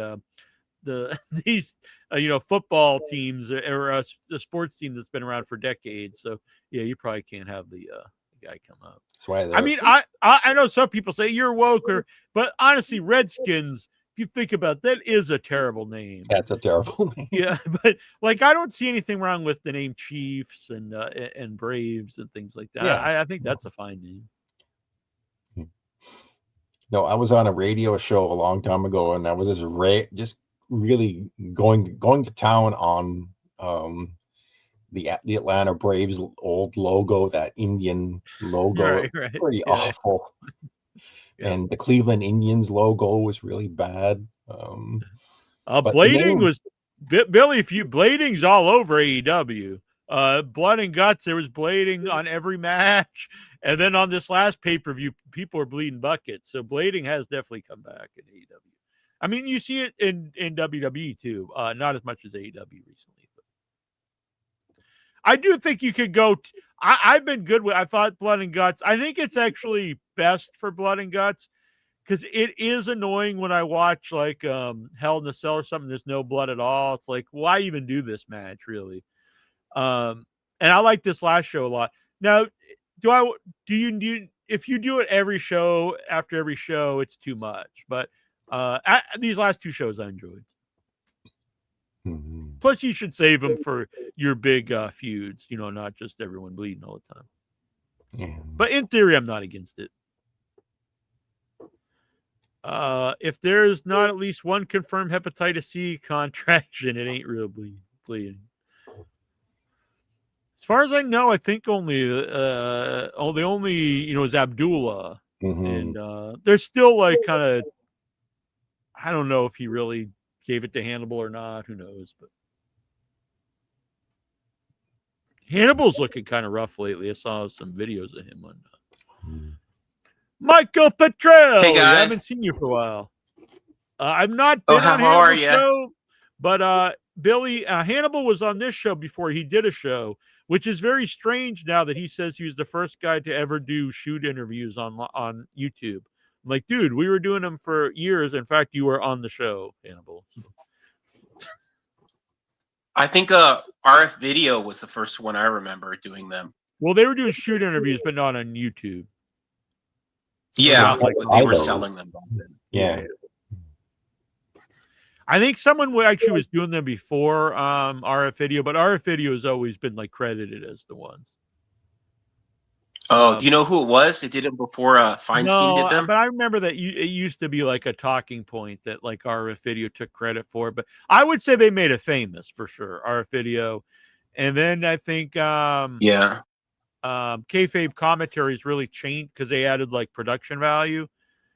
And then honestly, I think the rise of podcasts just kind of made, selling a shoot interview obsolete because no one's really going to buy one when you can hear people talking on, for free all the time. Yeah. And then what happened? That's why I probably could still get guests. I know I could, but so many people want not just money, but they want like hundreds of dollars now. And you even saw Hannibal recently saying how Marty Jannetty wants, I guess, like thousands of dollars or whatever. Wow. Like last time I tried to get Buff Bag, what was weird was people will contact. They're like, "Can I come on to plug some?" I'm like, "Yeah." So it was the people from Buff Bagwell's people contact me about plugging something for Bagwell. This was a couple years ago before he had the leg amputation. I was like, "Yeah." And so like, "Oh yeah, so call, here's his number, set up." So I called him up and he's very nice. And I was like, "You were on the show, he's like, "Yeah, yeah." And then like, so we're talking, we set up dates and he's like, "Yeah." So then he's like, for 100 for an hour, it's like this. So then for 2 hours, it's $500. I was like, "Well, what?" And I'm like, "No." And then, I mean, he was nice. He's just like, "Well, I really can't do them for free anymore. Cause like, all these people, they pay $500. And I was like, "Well, I'm not paying you $500. No offense." Yeah. And then another one this was probably more for other reasons, but Just Incredible had contacted me about coming back on the show to plug something. And then he wanted like $50. And I was just like, "No, I'm not paying anything." Yeah. So I get it, but I probably should try to get. I mean, we've had people not too long ago. The Mountie was on, but it's a little disheartening because we used to get tons of people on the show, and then even when we had the guy from ECW, Chubby Dudley on, he said he gets it, and he gets it for people that he actually worked with and was in the locker room. Oh yeah, he trained too, right? Like people he trained. People he trained and stuff. Then they want like money from him to do his interview. And it's like, well, it made me feel a little better though, because it's like, oh well, it's not just me then. That's just how the wrestling is at the moment. I know what it is. There's a few people out there, and people could probably put this together, who pay. I don't want to say they're marks, because they put a lot of ads on their shows and stuff, but they pay wrestlers to do interviews, and then all the wrestlers were like, "Oh well, if this guy's paid me $500, and I'm not going to do one for free." Yeah. And there's no way nothing against Bagwell, but I mean, I don't know how you'd make your money back on a $500 Buff Bagwell interview. I don't think you would. Yeah. Maybe like I remember you said Russo was talking about coming on. Yeah, actually got to set that up. And I'm actually, I don't know if you guys know Husey. On the old clips of the Conan show, the Conan podcast, you'd always hear, "This is Husey, hello." And it was always Anyway, I'm going to be on Husey's show with Vince Russo. It's going to be me, Husey, Vince Russo, and Bob Levy, the Reverend Bob Levy from the Howard Stern show. But I'll try to get Vince Russo on here too. Okay, that'd be cool. Yeah, I saw this. It was posted in our group. If you're not part of our Facebook group, it's facebook.com/group/IYH Wrestling. The Hannibal just posted a 20-minute video defaming Marty Jannetty this morning. I saw the one yesterday because Marty made a Facebook comment critical of him. Yeah, I can't. We had Hannibal on the show years ago, and he seemed like a nice guy, but the last few years, he doesn't seem like a particularly good guy. That's how I heard about him. His lawsuit with Abdullah the Butcher. Yeah, I never heard about him before in your head. Yeah, he was a nice guy when we had him on, but I don't know if he got like an ego when he started doing all these, his stuff, but he doesn't seem like the greatest guy. Like people have a lot of I enjoyed his interviews with him during the pandemic. Yeah. People have a lot of bad experiences with him, and if anyone like gets on his bad side at all, he just like goes full force, like really hard against them. And then stuff like when he cut that guy's head up, the referee, and like I think he beat a woman, and I don't know, not a particularly good man. But I shouldn't say this. How do I say this? I probably shouldn't talk about it. But the guy who does our theme song is currently incarcerated, and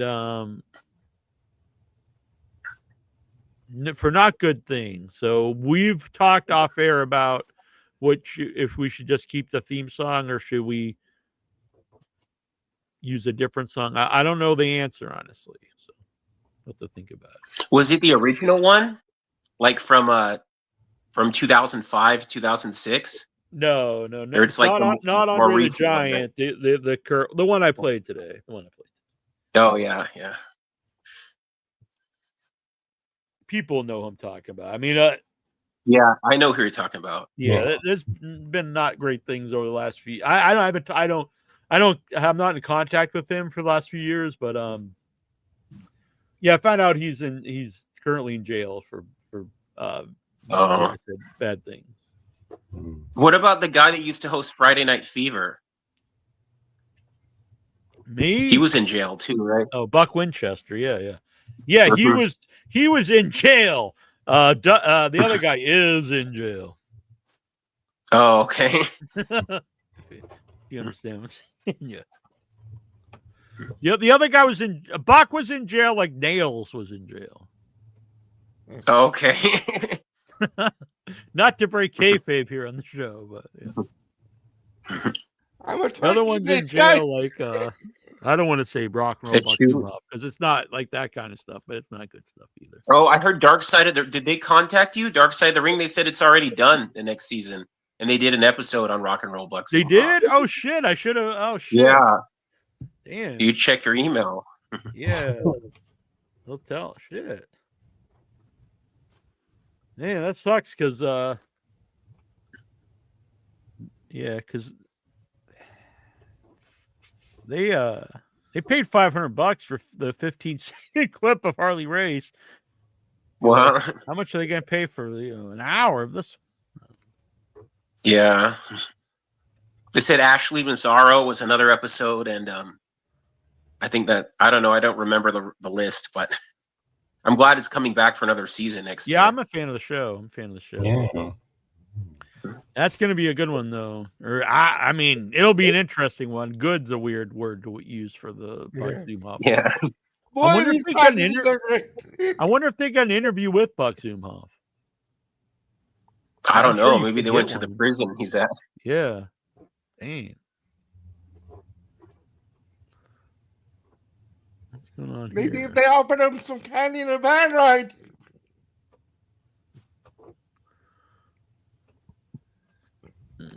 And they get an interview. What was that, John? If they offered him some candy in a van ride. Maybe he would just try to run away during the interview like he did in court. He tried to rock and roll. When I hate to say this because he's in the chat now, my brother, but so when we did the Rock and Roll Buck Zumhoff interview, and so I had this banner of Rock and Roll Buck Zumhoff, and he's got the boom box, and he's all going crazy. The algorithm on Facebook would always tag my brother in it. Like they thought he had the face recognition would flag my brother every time. So I don't know if Troy wants people knowing that Facebook thinks him and Buck Zumhoff are the same guy. But... That's so glitchy though, the Facebook, especially back then. Yeah, it's probably better. It's probably a lot better now. Yeah. Yeah, I would get tagged in stuff that wasn't me. This was probably like 15 years ago or something. So, yeah, they probably just saw a guy with a beard and just, oh, yeah, this is this guy. Yeah. It's Jesus. And he hosts a wrestling podcast. Wow, he's returned.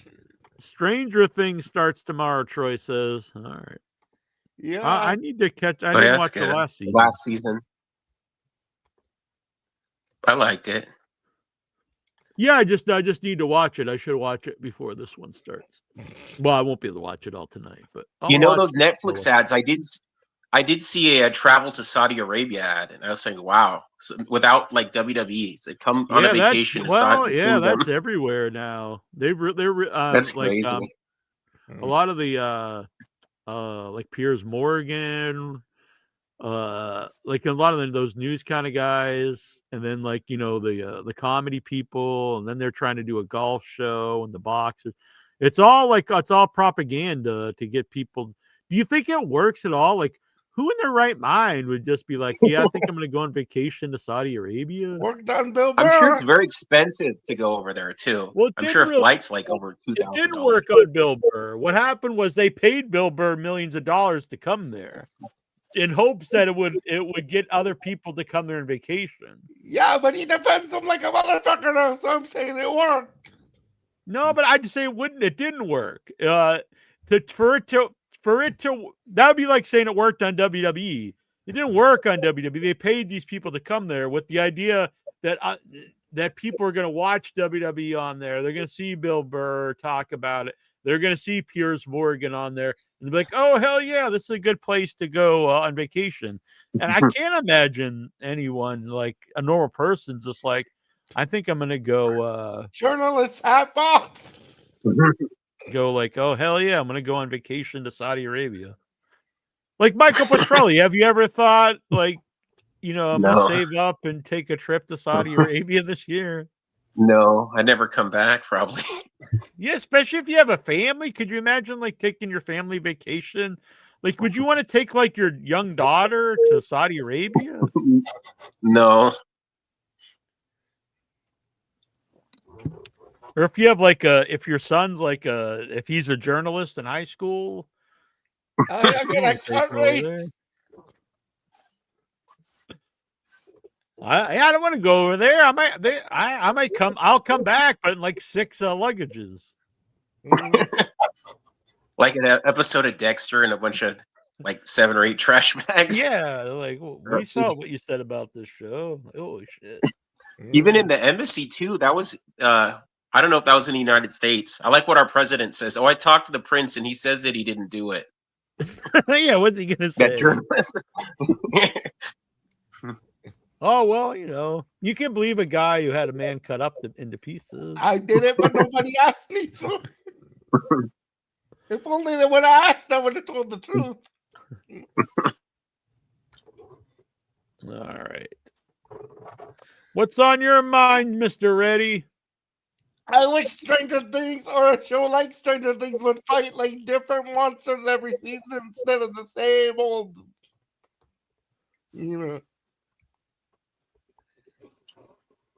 I would like a different set of monsters. Okay, so like what? Instead of the Demogorgon, just like an alien invasion or something. 1 year, 1 year vampires, 1 year thing they got now. I don't think vampires really work. You need so it's a show about interdimensional beings. So I think it needs to be like interdimensional stuff. You know what I mean? I just want different happenings each year.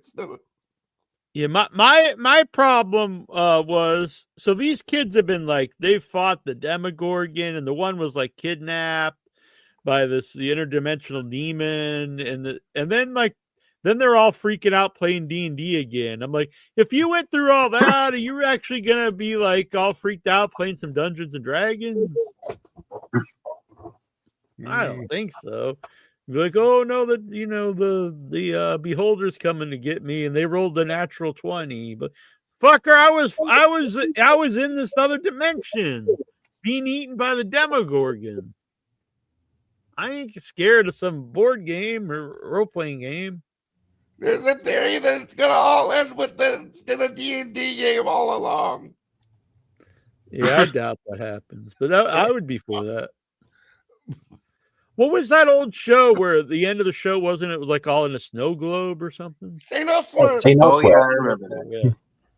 Yeah, or they could have Bob Newhart just wakes up from a dream. That's how it ends. Isn't he dead? He is dead. Yeah. Maybe that's all a dream too. Like, holy shit, I'm really alive. Maybe Bob Newhart's the only one of us that's really alive. I dreamt stranger things happened and I died. And all the Stranger Things fans would be like, "What the fuck is this?" You have to be an old man to get this joke.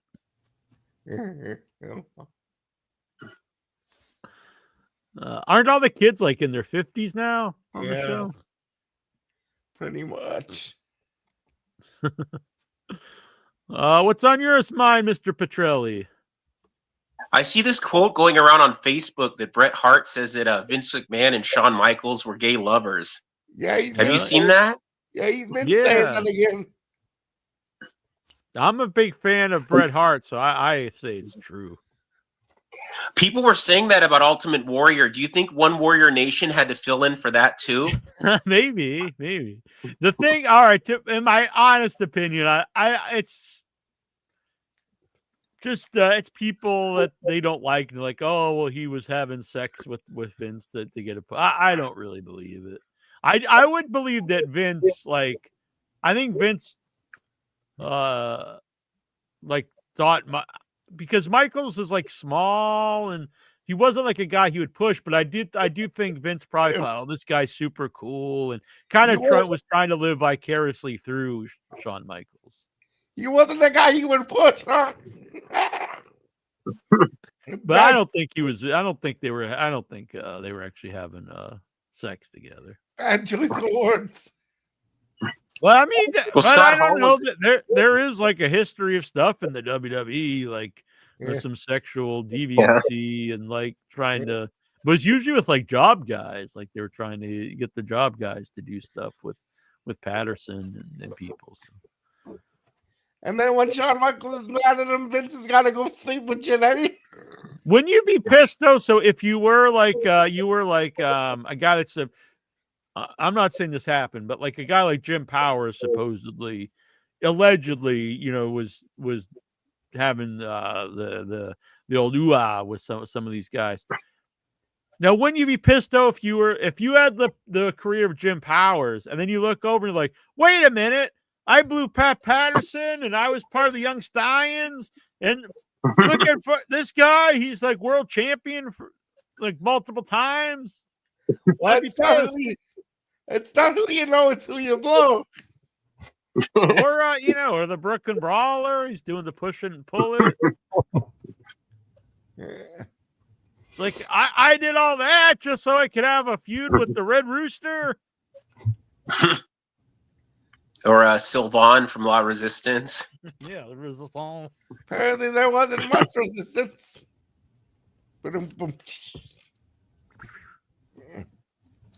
Who do you think? Okay, let's say it happened, allegedly. This is all alleged.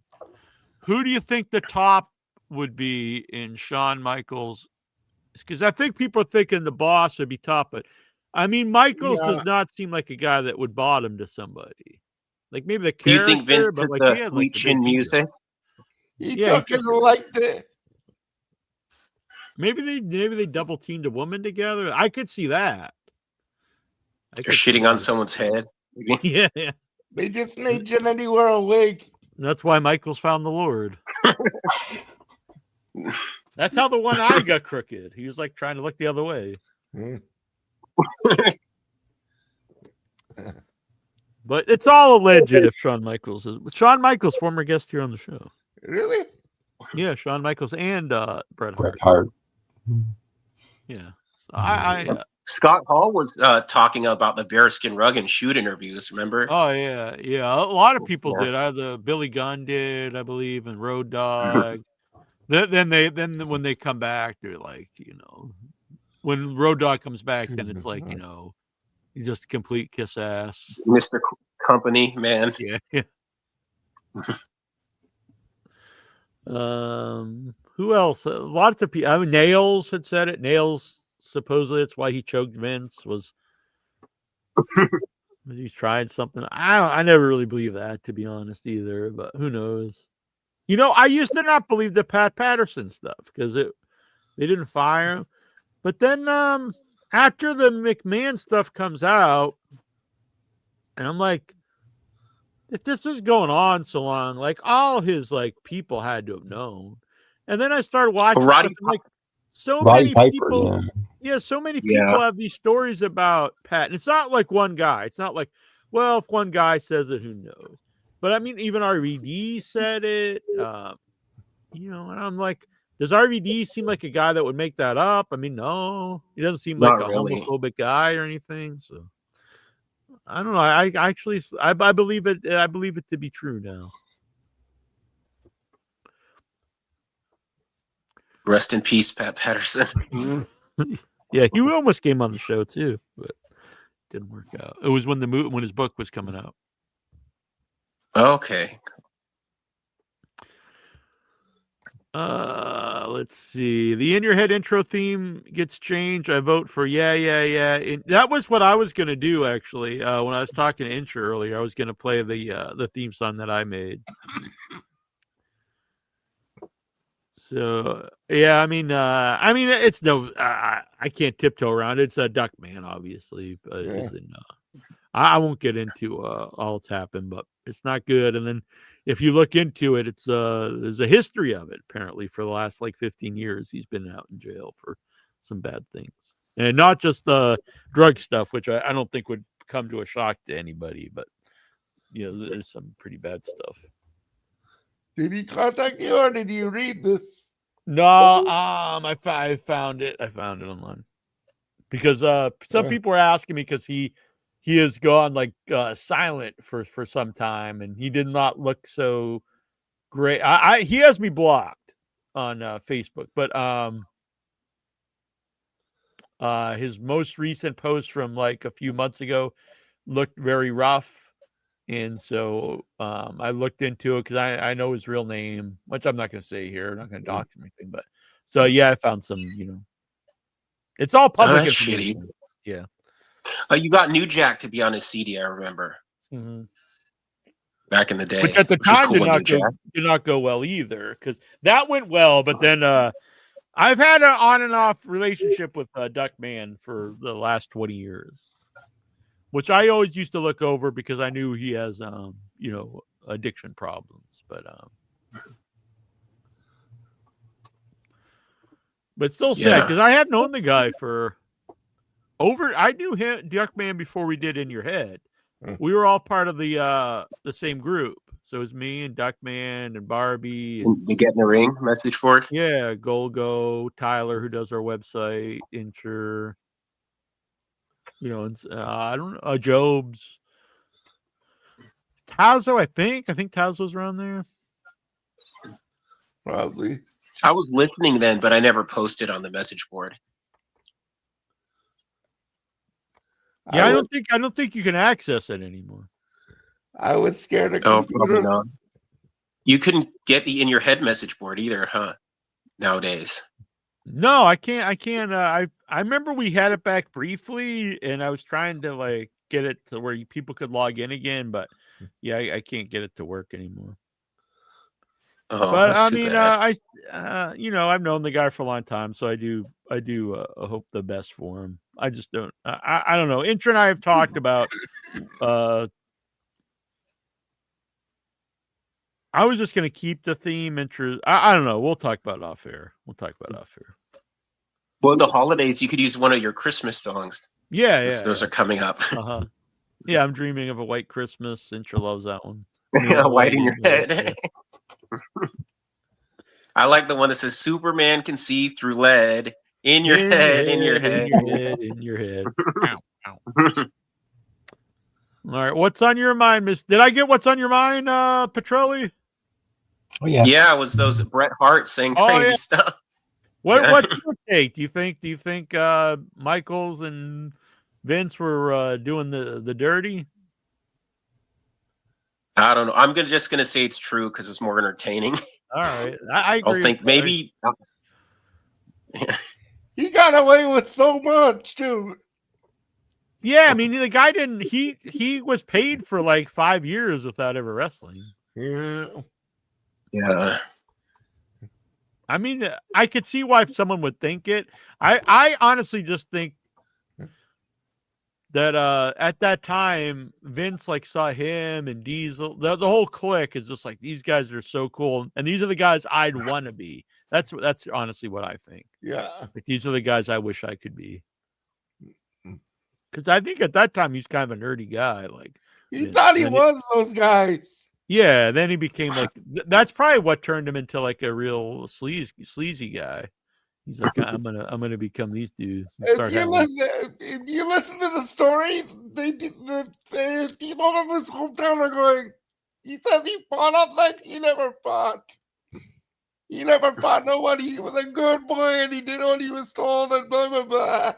Yeah, I never like the stuff where like they always said like his like, thing was like his dad had nothing to do with him. Stuff was like, well, you were the commentator in the WWF in the '70s. Like, he obviously had something to do with you. I mean, Eventually, yeah, I don't think he is this hard.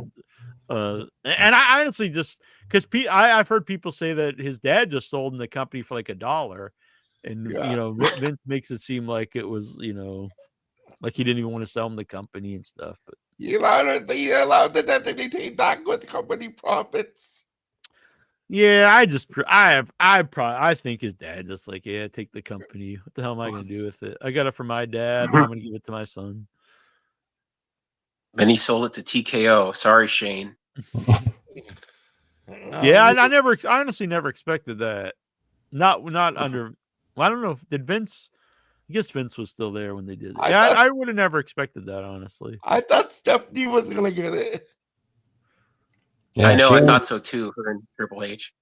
Shane came out on the short end of the stick. Like it was Raw and MSG. It's like he shows up there with his son, and he's totally ignored. Whereas Stephanie gets on TV.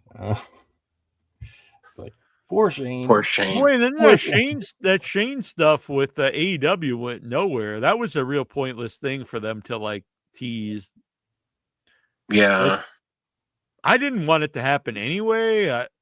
Besides, like just this, like what would happen? Like, I'd be interested if he just came out because it'd be so weird. But like, I thought it was a bad idea because I don't think you want to be the alternate company and have a McMahon there. Like you're no longer the. I think he would have been a heel, like with Moxley's group.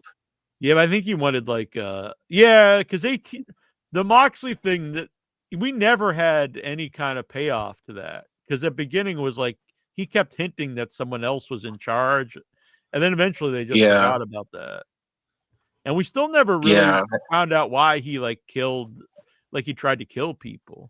Bryan Danielson. Yeah, like why was he trying to kill the man?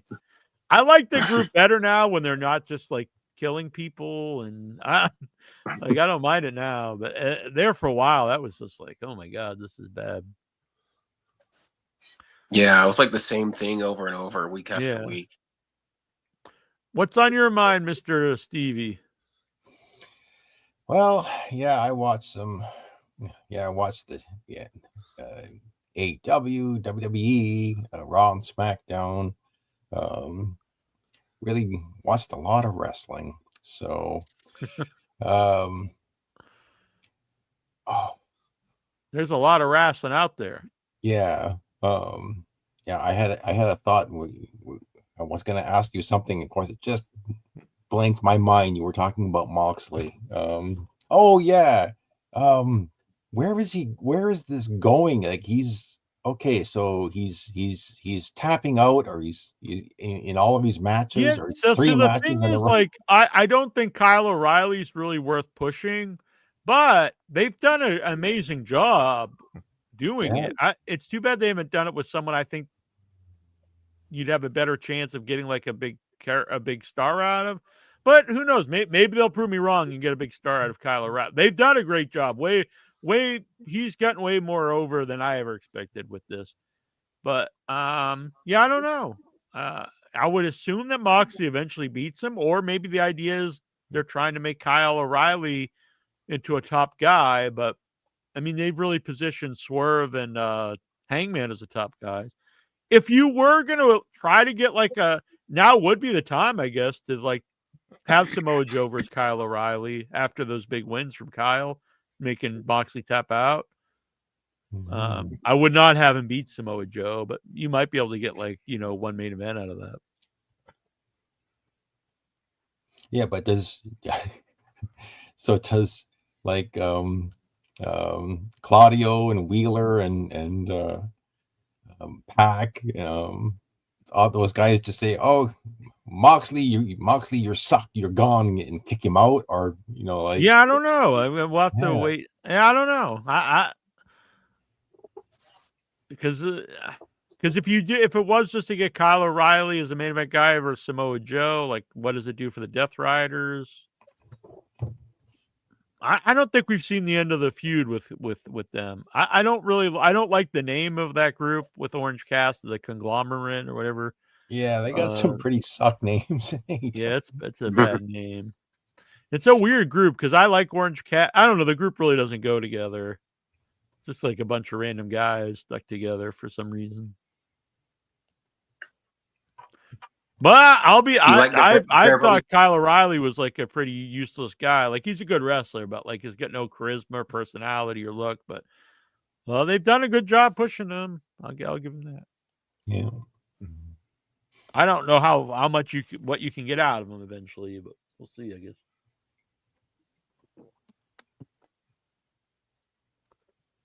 All right. Though, I think Wheeler Yuta gets a bad rap because people like Conan and Jim Cornette always say that no one cares about him, but the crowd really hates Wheeler him. useless.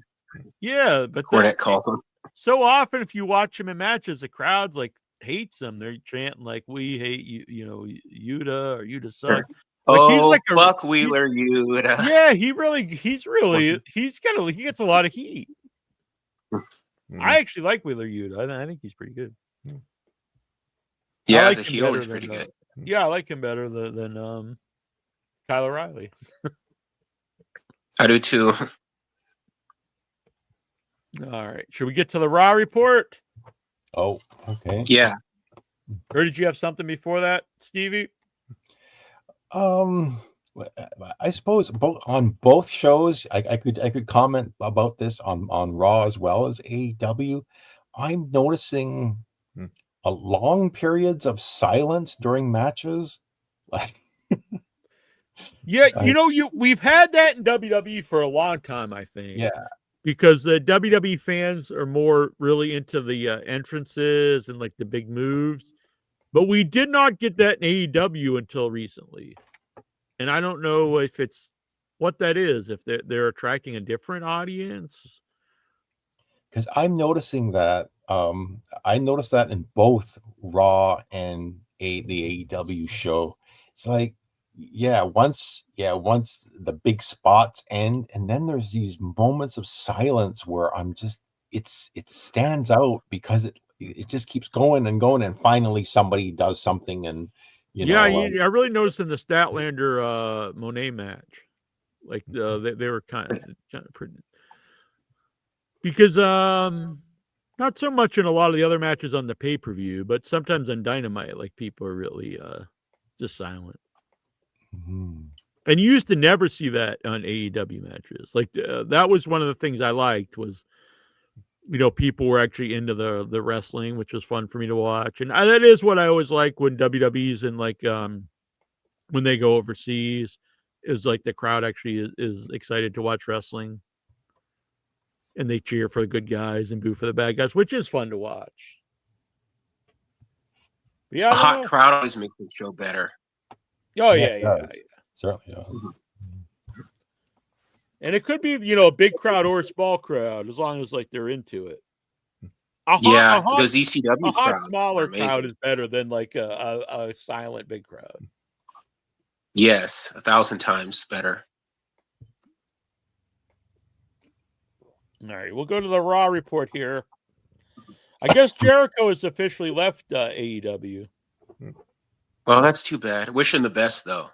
I like Jericho. I'm a Jericho fan. I just I don't think I don't blame him as much. Punk is different. I didn't blame so much Punk going back to WWE because he's fired. But when he went back and he's like, I'm home after 10 years of trash in WWE, I was like, give me a break. And then like when he's apologizing to the fans, I was like, good Lord. And Cody's just so phony. Yeah, because Cody like reinvented himself about hating Triple H, and then all of a sudden his favorite wrestler of all time. I was like, come on. But the throne breaker really like his ass. WWE, so yeah, I don't have a problem with that.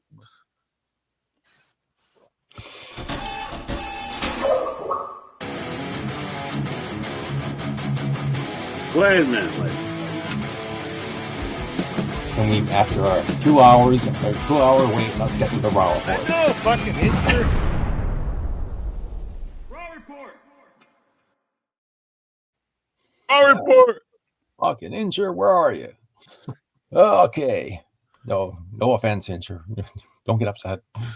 I say I'm gonna kick the shit out of that bitch. It's your go home show to the Survivor Series. It's from Oklahoma City, Oklahoma. And we do a recap of last week on Raw, and Brock Lesnar and Roman Reigns confronting each other for the first time since their blow off a while back. Pre-show arrivals,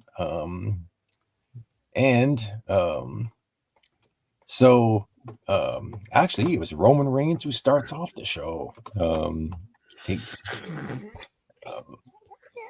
The fans are doing the OTC chant, and actually, I think he just got a few words out of his mouth. The acknowledge me, and then right away, Cody Rhodes comes out, and so there's a lot of talking here. And right away, I thought, if this goes on too long, I'm gonna lose interest.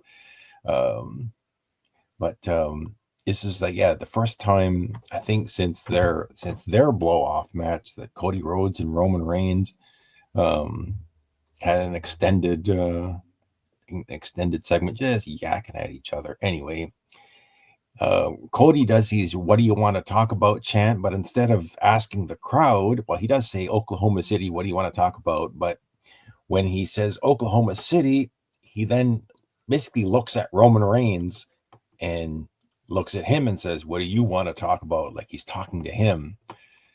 And so the crowds, I think they were probably anticipating something happening with these two. But instead, they just talked about war games. Roman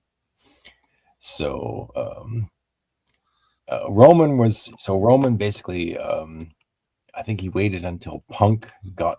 So eventually CM Punk came down to the ring, and it was Cody, Roman, and CM Punk. And Roman basically told CM Punk and Cody Rhodes, "I don't like either one of you guys." But he said, "I noticed that half of your team is my family," and that was basically his reasoning for joining the team as the fifth guy. So then I think they didn't have these three baby faces are like they do this a lot of times in these Survivor Series War Games matches, is like, can they all get along? It's just another can they all get along segment heading into War Games. So then I think the feud, the brawl didn't come till later. So backstage, you have Paul Heyman and Drew McIntyre. I guess Drew McIntyre is still suspended on SmackDown, but I guess he can show up on Raw because now he's a member of the War Games team. So basically, Heyman is basically asking Drew McIntyre, don't do anything reckless. So finally, after the commercial break, we get the Last Time Is Now tournament quarterfinal match. Da Ring General Gunther taking on Carmelo Hayes. So Carmelo is now a babyface, with the Miz having turned on him. And it was a big man versus the little man match, and Carmelo was flying around the ring trying to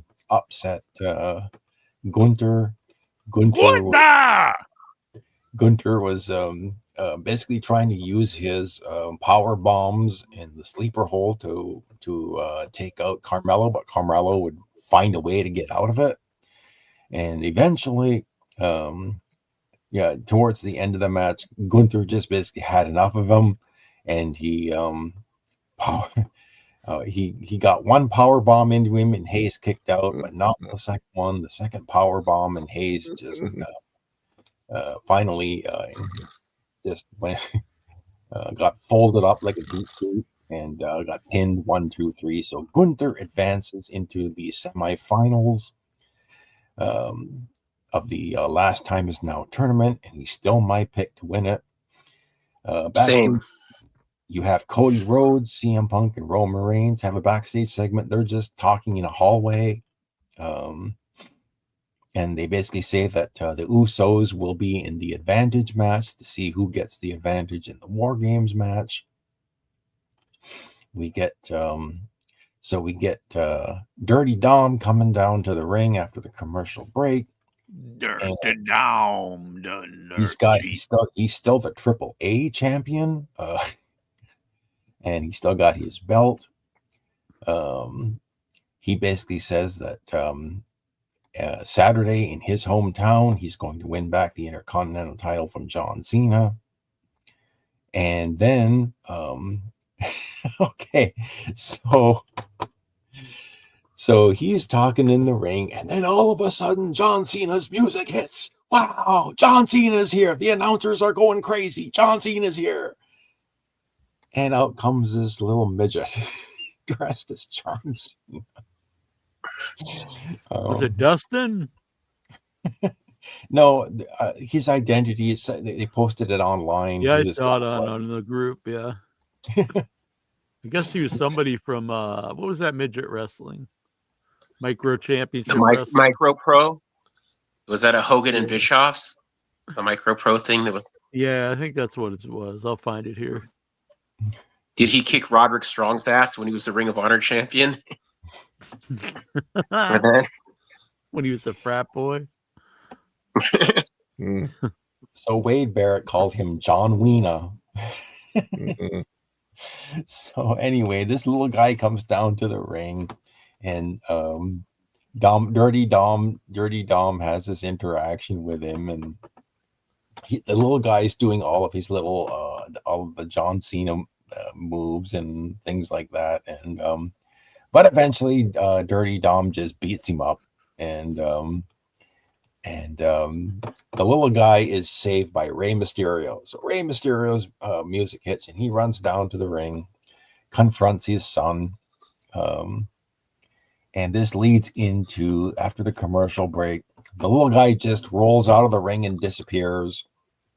Rey Mysterio is in the ring, and he has a match against JD McDonough with Finn Balor at ringside. So JD and Rey Mysterio have a match, and Ray tries to get the 619, and I think JD got out of it once. I think he hit this fantastic Spanish fly move, and Rey Mysterio got out of that. And then finally, there's Ray took out Finn Balor, hit a 619 on JD McDonough, and pins him and wins the match. So, winner of the match. Poor guy, he had to dress like a 5-year-old, like Cena. Yeah, Micro Sicko, the Micro Sicko, I guess. Oh yeah, there he is. So, in Adam Pearce's office, he has the women. Raquel Rodriguez is complaining that Nikki Bella is getting a title shot against Stephanie Vaquer. The New Day show up, and they're complaining that they want a tag team title match. And so Pierce basically says, well, we have fighting champions, and next week we'll have a tag team title match. So that's for next week. I like they put the wig on his head at the end. That was funny. So they did that. Well, yeah, better Adam Pearce than Bill Goldberg wearing wigs, you know. So Brock Lesnar they basically show this segment of Brock Lesnar walking backstage and he's got Paul Heyman waiting there. And we'll get to Brock later. Becky Lynch is in the ring. She's going to the ring, coming after the commercial break. I think this is the segment where you had all the heels, the women's heels for the War Games match, the Kabuki Warriors, Lash Legend, and Nia Jax, and Becky Lynch are in the ring. And Becky she's just goes on this rant. It's like, I wonder if she's trying really hard to just think of things to say, to just keep talking and talking and talking. She goes on about how she she beat up who did she was it Asuka, and then she looks at Nia Jax and really doesn't bring up the fact that Nia Jax broke her face, or took her face apart. But she goes on and on about Maxine Dupree and Jessica Carr. I'm really thinking, where is this going? Is it going towards a rematch against Maxine Dupree, or does she actually want to have a feud with Jessica Carr, the referee? Because I think Jessica Carr, she's had some in-ring experience as a wrestler. So finally, she talks about AJ Lee, and that's when the baby faces showed up. Rhea Ripley is still wearing this mask, and she comes down with Charlotte Flair and AJ Styles and Io Sky, and then I think eventually this did break down into a brawl. Excuse me. And the whole brawl ended with Charlotte Flair and Rhea Ripley doing the DX suck it shot up. Yeah. So coming back from the commercial break, it's the other quarterfinal match in the Last Time Is Now tournament. Jackie Jones' favorite wrestler Solo Sikoa takes on Penta. And I love Penta. From what I understand, Penta got hurt here. But Penta got hurt. He did this move where he grabs Solo with his legs and was going to flip him somewhere, but he landed on his shoulder when he did the move. And I watched this multiple times because I think he was on the barricade. Was it the barricade or the table? It might have been the barricade, but he was doing this move and he landed. Was it his left shoulder? I might be getting it wrong, but the way he landed, I guess he landed wrong because he didn't get up, and the camera was focusing entirely on Solo Sikoa. They weren't even showing what was going on at ringside, and Solo was just kind of like standing there pacing back and forth, and you kind of wonder. Even he's probably wondering, what am I going to do? He's just waiting for the guys outside to I don't know, do something. But eventually the referee, they told the referee that the match couldn't continue. So the referee just called for the bell. The bell sounded and Solo won the match. So I turned it off then, Jack. When I see Solo coming down the ring, I turn the show off. Yeah, good. Who the fuck wants to see Solo suck him off besides Interest? Interest, the fan of the Solo Suck him off fan club and the only member. It's him and I don't even think Rikishi's a member. All he talks about is his other kids. So this creates a semifinal match. I'm not sure if it's this Friday on SmackDown or next week on Raw. But it's heel versus heel. It's Gunther versus Solo in the semifinal. Well, I hope that's just a squash. Well, I think Gunther is going to take that one. So I hope so. Good Lord. Yeah. So we get a backstage segment. Adam Pearce is with Maxine Dupree. and they have a quick chat. Maxine wants to talk to Natty, but Natty's out promoting her book. And then so Adam Pierce walks away, and then right away Maxine Dupree is confronted by Ivy Nile. At first, I'm looking at this woman who's confronting Maxine Dupree, and I'm wondering, who is that? And then it kind of clicked in. It kind of clicked in. That's Ivy Nile. She doesn't have the cornrows in her hair, and she had it all down. And I thought, yeah, that sounds like Ivy Nile. And anyway, Ivy I wouldn't Nile have back got without the Creed brothers, who are still missing in action. Don't know what happened to them. And basically, Ivy Nile says she's coming for that Intercontinental title. So then Maxine basically turns to her right, and she's immediately confronted by Roxanne Perez and Raquel Rodriguez. But before anything can happen, Adam Pierce comes back, and the heels just walk away. And so then, coming back from the commercial break, so Stephanie Vecker and Nikki Bella weren't on the show, but there was a video of I guess of Stephanie Vecker talking about Nikki Bella. Then we get the main event of the show. For the main event Is the War Games Advantage match. It is a tag team match. Jimmy and Jay Uso taking on Logan Paul and Drew McIntyre. This one went through a couple of commercial breaks before it completely broke down, because eventually the other members of the team showed up. Braun Breaker and Bronson Reed. The Bronze. They showed up, and then CM Punk and Cody Rhodes showed up. So then, well, the tag team match is still going on inside the ring. Outside the ring, everyone else is brawling all around the ringside area. And eventually the referee lost complete control of this, as I think it was Drew McIntyre decided he wanted to go outside and brawl with Cody Rhodes.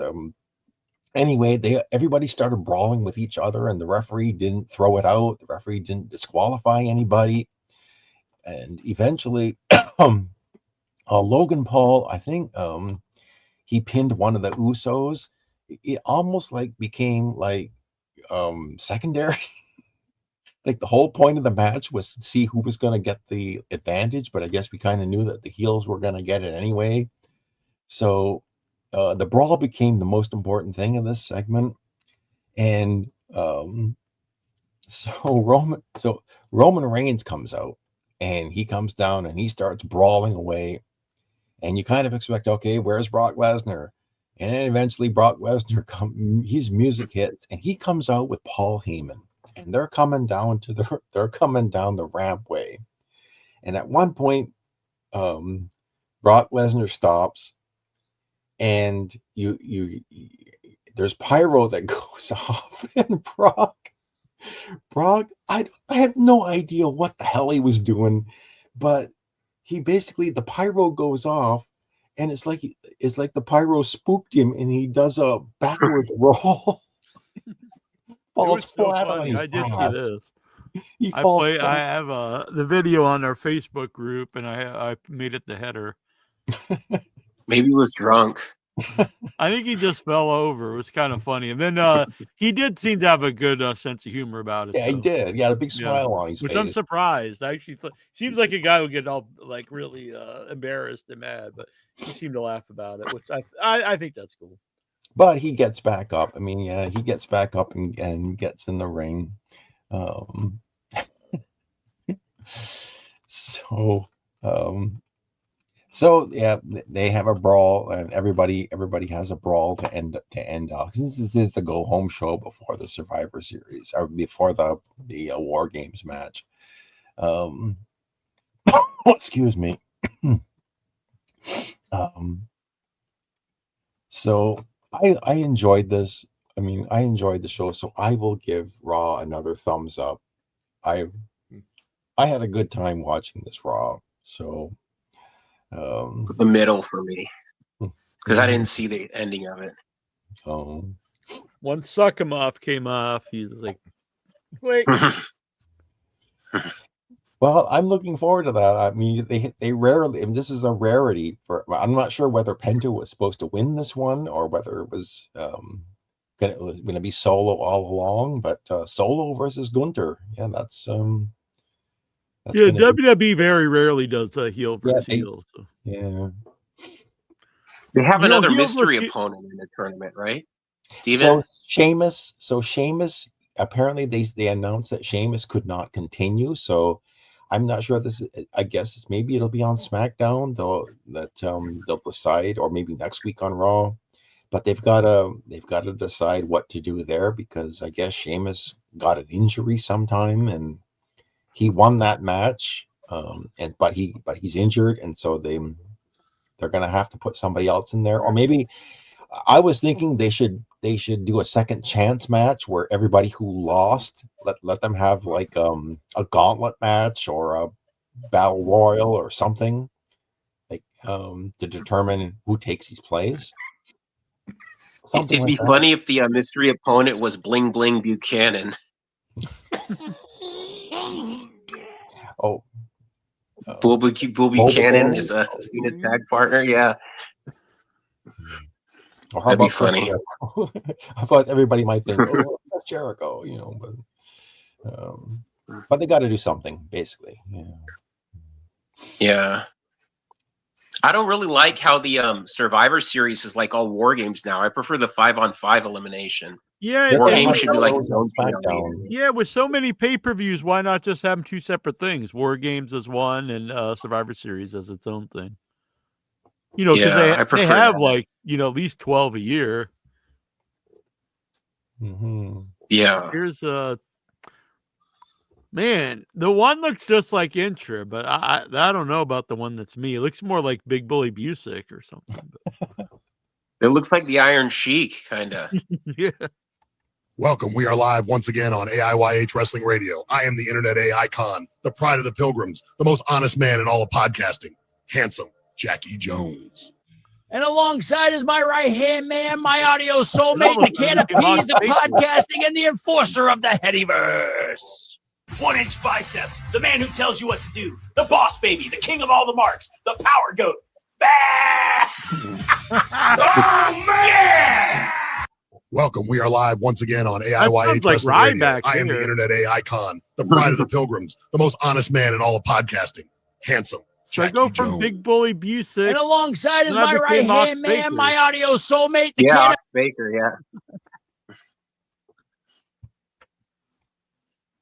I bet you could get Ryback on if you just buy Burger King or something. All right. That'd be cool. I'm a Ryback fan, so I'm not against it.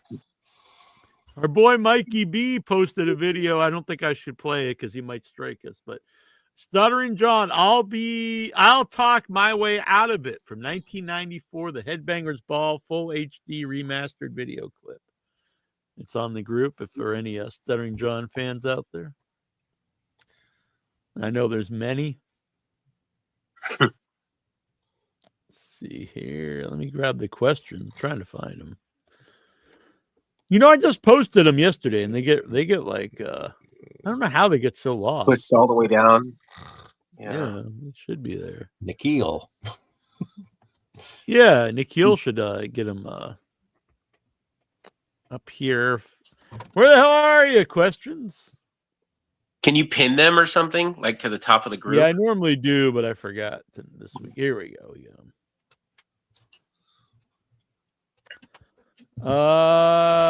Dobbs wants to know if you ever strangled anyone. I'm not. No.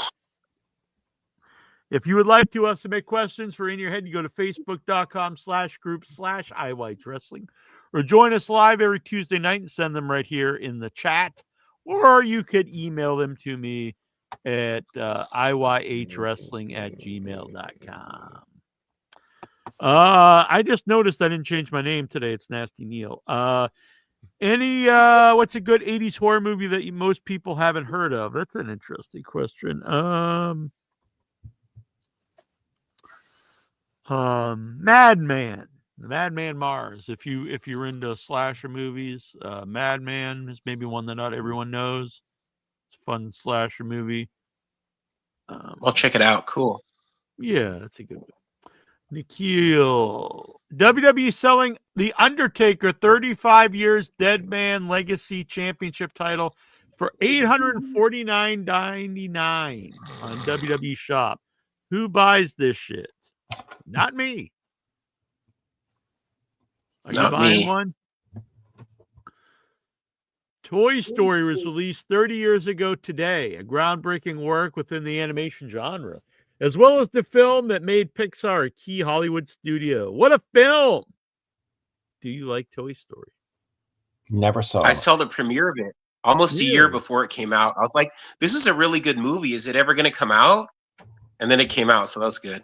Wow. My grandma used to play cards with an old lady whose husband was a bigwig at Disney, so Oh, I got to go to man. premieres, which was cool.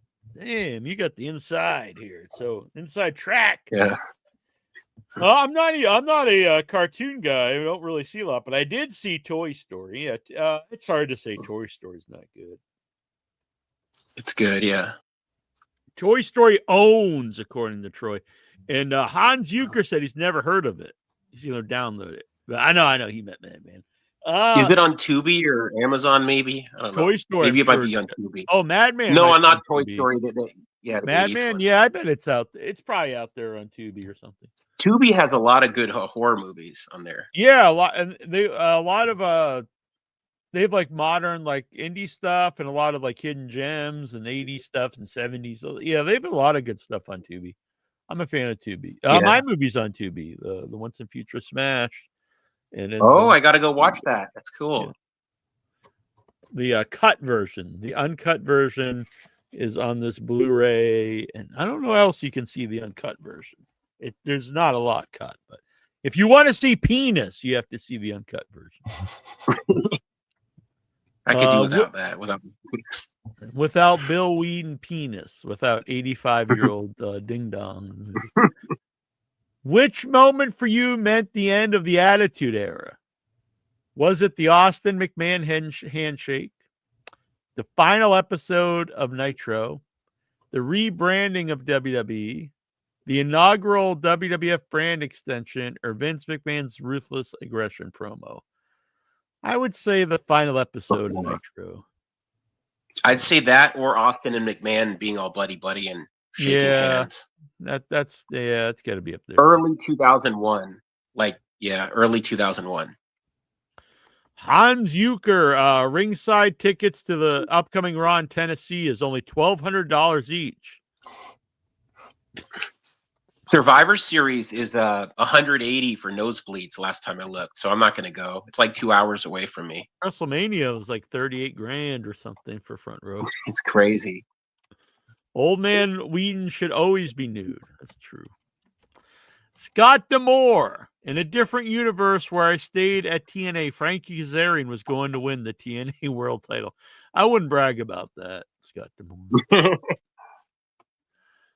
Shelly Martinez told SoCal Val that the new Brood almost happened in WWE ECW. Tommy Dreamer told me we're going to make a new Brood with Gangrel, me, Jimmy Wang Yang, and Kevin Seven Thorne. And so I was excited. And then when I got there, Jimmy Wang Yang, Kevin Seven, and Gangrel all got released. Well, that's pretty bad. Gangrel was never even on TV back then. No. I think he was kind of out of shape at that time, I think. Yeah, I think he was always a little chubby, and McMahon didn't really like that. I think that's yeah, I would have liked to see him have another run. Yeah, I'm a fan of Gangrel. I always liked Jimmy Wang Yang too. I could almost Me too. He might have been good as a vampire. $1 home. Instead of an Asian cowboy, you'd be an Asian vampire guy. Yeah. 12 years ago today, Mr. Anderson beat Bully Ray to officially end the Aces and Eights. Damn, that was a long time. I stopped watching TNA during Aces and Eights. Same. That was terrible. Yeah, it was awful. I was worried the Death Riders was going to go on to be like Aces and Eights, but the Yeah, rest it of the was too. AEW show was good. So Yeah. On this day in 2001, WWE Raw, Ric Flair returned to the WWF for the first time since leaving the company in early '93. In storyline, he's part of the consortium that brought. That's another bad name, the consortium that bought Shane and Stephanie I don't McMahon's remember that. WWF stock. He cut a promo, and this is when he cut a promo and said that. And then Vince kept pulling his ear. I never understood any of it. I never understood that either. 11 years ago today, TNA aired its final new episode of Impact on Spike TV. The end of an era. Yeah, then they had a brought lot it of back, chances on Spike. Yeah. I mean, the show was going down, down, down, down. So I wasn't surprised that Spike canceled them. No. Vince Russo. 2 words. By the way, Nikhil Rockhead added Carter. to the Ric Flair thing. I remember watching this, and I had never watched WCW. I was 9 years old and didn't know who Ric Flair was. Wow, that's crazy. I didn't either. I was like 11, but it was still like a nice surprise. Yeah, that's really. But the thing is, I remember being a kid and watching NWA, and because as I got older, I would see guys that I grew up with, and I would be fun for me to watch them. But I did remember like being a kid and seeing Wahoo McDaniel as like an old guy, and Baron von Raschke, and being like, these guys who I don't want to see these old men on, not to be me. So I can get like someone who didn't grow up with, somebody in their prime and seeing them when they're older and thinking, why is this guy on here? Yeah. I think Meltzer said that he looked like Jimmy Carter at that point. Yeah, I feel bad because I like Baron von Raschke. We've had him on the show and stuff, but I only saw him when he was very old. So like I was always very confused why he was like on I watched him. I watched him when you were probably about like 1 year old, 2 years old, Right. like 77, 78. And he Yeah. kind of looked the same. Von Raschke He always looked like an old looked man. the same. Yeah. Yeah, I don't think he was as old, honestly, as I think he was in the 80s. You know what I mean? Because he looks about the same now as he did then. Yeah. When I was a kid, I thought he was like this, 65-year-old guy. I was like, wow, what the hell is going on here? I used to think, though, honestly, as a kid too, that like because it was when Wildfire came back before he joined the York Foundation, like he was kind of out of shape, and I was just like, man, I thought he was this real old man, and I thought, as a kid too, but I thought Michael Hayes was an old man too. They because like those guys in that time frame, like they looked rough. You know what I mean? Because they lived a rough lifestyle to begin with, but they were probably like in their 30s, and I thought they were like 50-year-old guys at the time.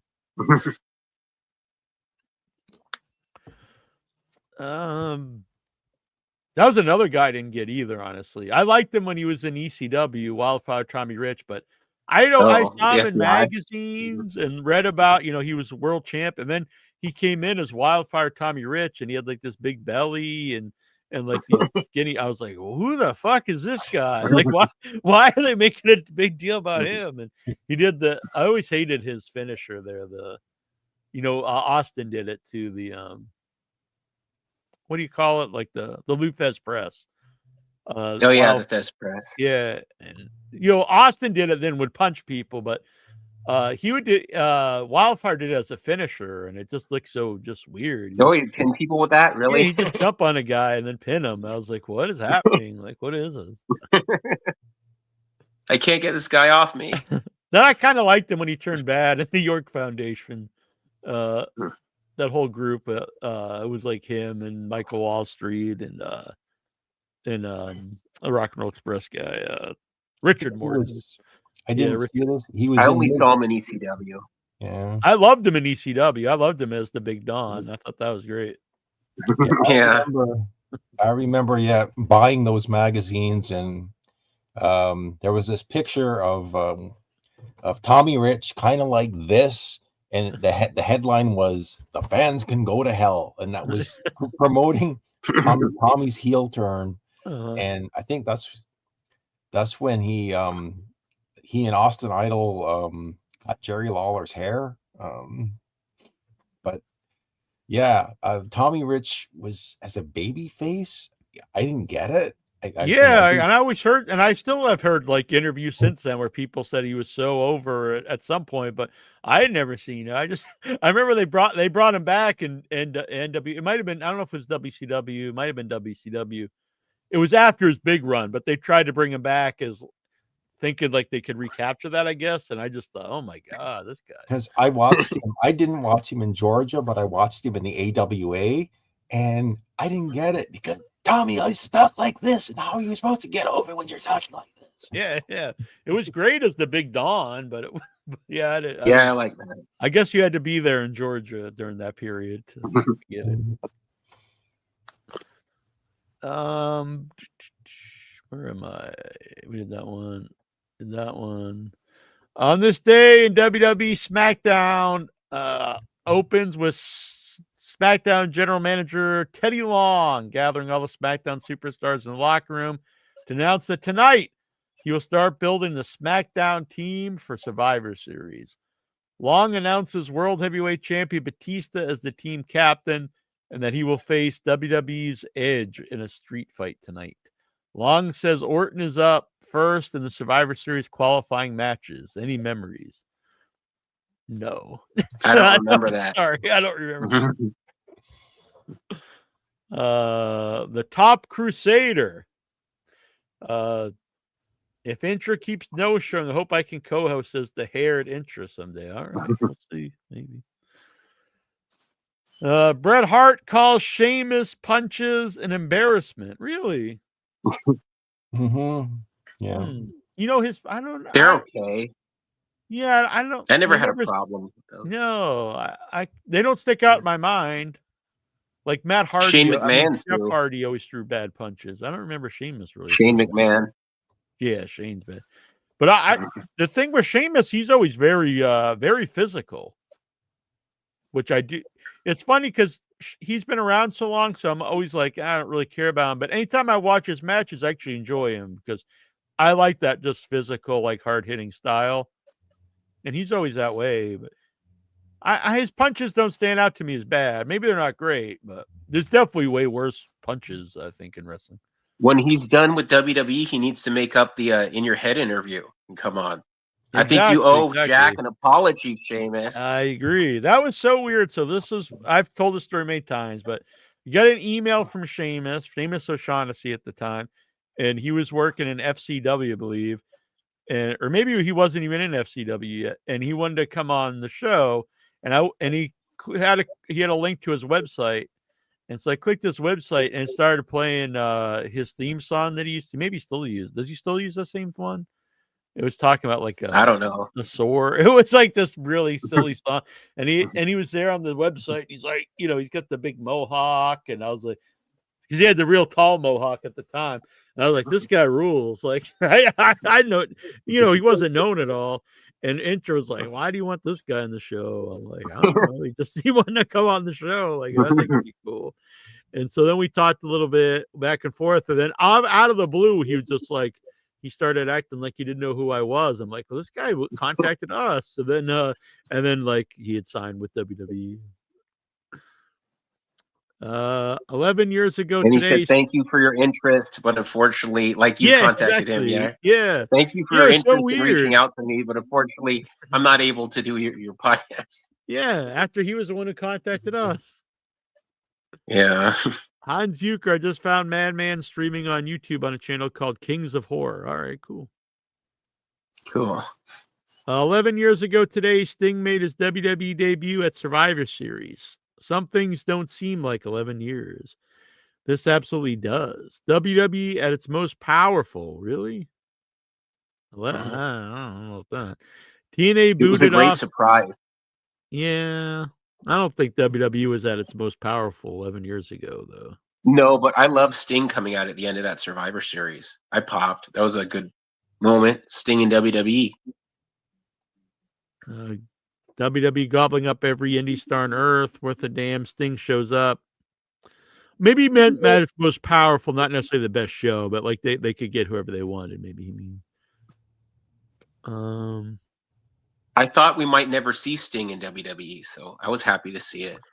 Yeah, I was too. It didn't turn out great, but I love Sting's AEW run. I honestly think that was one of my favorite runs of Sting. I agree. Better than his TNA run. Oh yeah, much way better. And way better than his WWE run. You know, honestly, it was better than a lot of his late '90s. Besides, like the Crow stuff, just him in the rafters, like that stuff's cool. But when he started wrestling, it was not very good. And so, Yeah. So I thought it was better than a lot of that. Like honestly, and I loved the early '90s like WCW. People always say it was like really rotten, but I loved a lot of stuff. Sting versus like Vader, Sting versus Mick Foley, was all that stuff was awesome. And he had like that's good stuff. Yeah, Dangerous Alliance, William Regal, I thought was awesome. There was young Stone Cold Steve Austin or Stunning Steve. There was a lot of good stuff.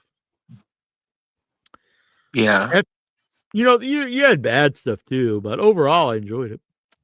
FTR, you always have bad stuff in wrestling, though. Yeah, exactly. Like there's an Attitude Era people love. I mean, there was a lot of really shitty stuff on the show. Real. And I loved Nitro, but there was a lot of just filler on those shows. It's amazing to think that you could watch like 3 hours of wrestling and not be like, oh God, I can't watch wrestling anymore after that. Yeah, I would record, the other show. I'd record Raw, I'd watch Nitro. I do think when they went to 3 hours, it started to push it. But then when they, for a while, I remember like the 1 hour, they didn't have matches or something. Like, I don't remember that.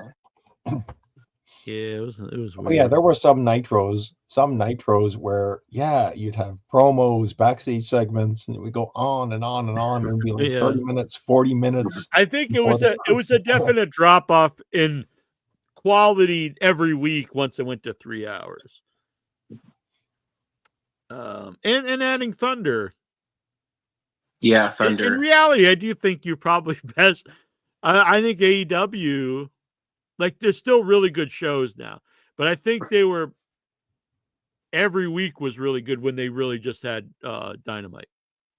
Yeah, sometimes Collision feels like Sunday Night Heat. Sometimes they have like jobber matches on there. I barely watch it, unfortunately. There's sometimes I watch it and there's good stuff on there. I do think when they first started, it was good. When they really did kind of keep them like separate rosters, I thought it was good. And Punk was there, and I don't know, it was I thought it was the best show there for a little while.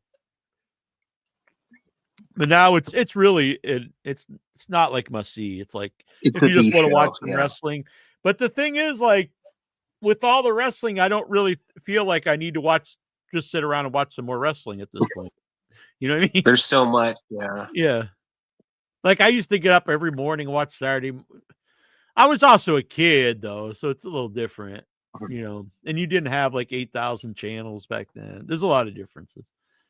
But I remember when I was a kid, I'd watch everything that I could watch, all those pretty useless WCW shows. Like I enjoyed them, but like, you just see like the Leprechaun versus like some guy or something. I don't know.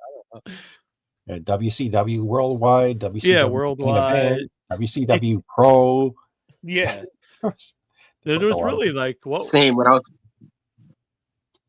I used to like Sunday Night Heat and Velocity when I was a kid. It's Metal and Jacked. So yeah, before I was a little older when they started, but I remember like because I would be in school and you want to sleep in Saturday, but I'd get up to watch all the Saturday morning wrestling. Like it started at like 9 a.m. And I think I had to stay up late Friday to watch one of the WCW shows. And then when I found ECW, I think I'd already graduated, but it was a Saturday night at 2 a.m. on the Spanish channel. And I remember like I would make sure to watch it every week. And the idea of like making sure I'm home to watch a wrestling show today, like, but at the time, like, I couldn't just DVR it. So it was a different. Yeah, the DVR helps a lot. Yeah. Or stuff now, a lot of stuff today I don't even need a DVR. It's just automatically on The AEW, like they're automatically on there, like right after they're over, pretty much on the. Well, I think I Yeah, have that's set cool. the DVR, so they're automatically there. FTR fought for the tag. That's another thing, a whole other thing to talk about when people talk about when they compare ratings in different eras, and it's like you can't To compare 20 them years because, ago. yeah, you can just To record 20. anything you want now and watch it. It's not you don't have to be home to watch it live. They're saying, oh, AEW gets 600,000 viewers, but they're comparing it to like 20 years ago when Conan Yeah, and when you Disco had to talked about. be They're there not talking live, about and there, HBO Max or stuff. A lot of yeah, young there was. people prefer to stream stuff. Oh yeah. I mean, a lot of exactly, and like, and you couldn't compare stuff in the '90s to stuff from the '80s because like that one show where it was Hogan versus Andre on that Friday night. It was like Saturday Night's Main Event was on Friday. And that like, like 30 million people watch it or something. And it was like the Yeah. number like 40th show that week. It wasn't like even like that big of a hit. And then like if 35 million watched, Nitro or something, it would have been like the number one thing ever, but Yeah. it was like 3 million or whatever watching, and it was huge. And then it's just in the 80s there was like 4 channels, and then the 90s you had like 100 channels and and now you've got 1,000 channels and DVR and streaming, and so you just can't compare. There's a reason why they pay wrestling all this money. Obviously it's important to them, important to these channels. Yeah. FTR fought for the tag division when it was on life support earlier this year, and they put the work in on the ground level to help literally every team they could, knowing that if you share the wealth, if you get everyone going, it will pay off. They're a huge asset to AEW, and I can happily say one of my favorite tag teams ever, and yes, Young Bucks are also one of them. What do you think? Yeah, obviously I think FTR is great. I honestly think Stokely takes them down. And I not heard they in like wanted him to a manage heel them way. in WWE. I couldn't believe Really, that. They man, said when they were in WWE, they wanted them. I don't understand the appeal of Stokely. I never find him entertaining. I think he's a negative. Like, I don't he either. makes me not like FTR. Not like, oh, these are cool heels. Like, I just think, oh god, freaking guy. I was in a movie theater watching the pay-per-view where he debuted, and he got a huge pop. So I didn't understand it at all. Yeah, when I he don't came get out. it. He gets many chances. He's on TV all the time, and a lot of like, to me, much better people don't get the TV time that Stokely gets. Yeah. On this day in 2005, Team SmackDown arrived, and they're challenging Team Raw to fight in the parking lot. The Raw and SmackDown teams get into a huge brawl. Team Raw delivers a critical blow as Kane and Big Show drop Batista with a double choke slam under the windshield. Any memories? I'm sure it was a great moment, but I don't really have. I probably don't really have many memories of this era of wrestling. Bollywood star Dharmendra has died in the Indian city of Mumbai at the age of 89. Any memories? No, but I am actually a fan of Indian cinema. I discovered it in Boston when they started showing it a lot at my AMC, and I just happened to go into a movie once, and I really enjoy Indian movies. You have the AMC Movie Pass thing? Yeah. Jack? Oh, that's cool. I I'm love it. not familiar with who he was, but RIP. Yeah, it would have been before I watched any of this stuff, I believe. If anyone out there would like to get into Indian cinema, like they call it Bollywood, but I would start with the movie RRR, and that will give you a really good taste of what Indian movies are like. They partly like old Hollywood because they have like a cast of thousands. They don't use CG. They use CG, but like for like the extras, it's actually people. And they always have a song and dance number in the movie. All the good guys are very like macho. I just enjoy them. They're fun, they're big, and they're entertaining. And usually I'm the only white guy when I go to see him in Boston. And a couple months ago I was at one, and I was leaving, and a guy and his girlfriend, they were like, "Oh, can I talk to you?" I was like, "Yeah." And he said like, we saw you in there, and I was just wondering why. And I was like, oh, I like Indian movies. And he's like, you're the only white guy I've ever seen at these movies. And we started talking for a little bit. He was from Mumbai. Actually. That's cool. Yeah. It's weird though. There are in some of the movies there are some like anti-Muslim humor, which is strange. And then like I'm sitting there like kind of weirded out, and then everyone in the crowd's like laughing their ass off, which is kind of strange. But it's a different culture thing, I guess. Yeah. There is also a lot of times like the women are the villains, where it's like they like enchanted the man to like and it's always like those damn women. Today in TNA history, Tomko made his TNA debut taking out Sting. Wow, damn. Tomko, that was a guy like people thought would amount to something, but never really. I think he had some bad addiction problems later on, right? Yeah. Last time I heard, he was with a spoon in a Denny's bathroom doing crack or something like that. Casino was released 30 years ago this week. Memories. I'm a huge Casino fan. Scorsese's probably my favorite director of all time. And it's a good movie. Yeah, it's weird to say that one's underrated, but at the time when it came out, there were some of the critics were like, "Oh, it's just Goodfellas again," but it's a completely different story. It's different, yeah. It's a lot different. I think since then people like it. So what's this? War Games. War Games is this weekend, I guess. Yes. It's weird after watching like the AEW paper. There's like 10, 12 matches, and then this one there's 4. Stephanie Vaquer versus Nikki Bella for the women's championship. Well, I want Stephanie Vaquer to win. I don't know. I know Stevie's a big Nikki Bella fan. Oh, Bella's undead. John Cena versus Dominic Mysterio. What a weird match. I think Cena's going to win that one. Yeah, I guess. I think Dominic Mysterio wins the belt back. I guess. No, well, he's a champion, Dominic Mysterio. Well, that's one. Oh, no, you're right. Cena Cena's defending. Well, I'm going to break this tie, and I'm going to say John Cena retains the belt. All right. The women's War Games match is Rhea Ripley, Io Sky, Alexa Bliss, Charlotte Flair, and AJ Lee versus Nia Jax, Lash Legend, the Kabuki Warriors, and Becky Lynch. I am going to say Rhea Ripley's team wins. Yeah, AJ's team, yeah. I never saw Lash Legend in my life. I didn't know who she was. No, I honestly, when people first started saying it, I thought it was a guy.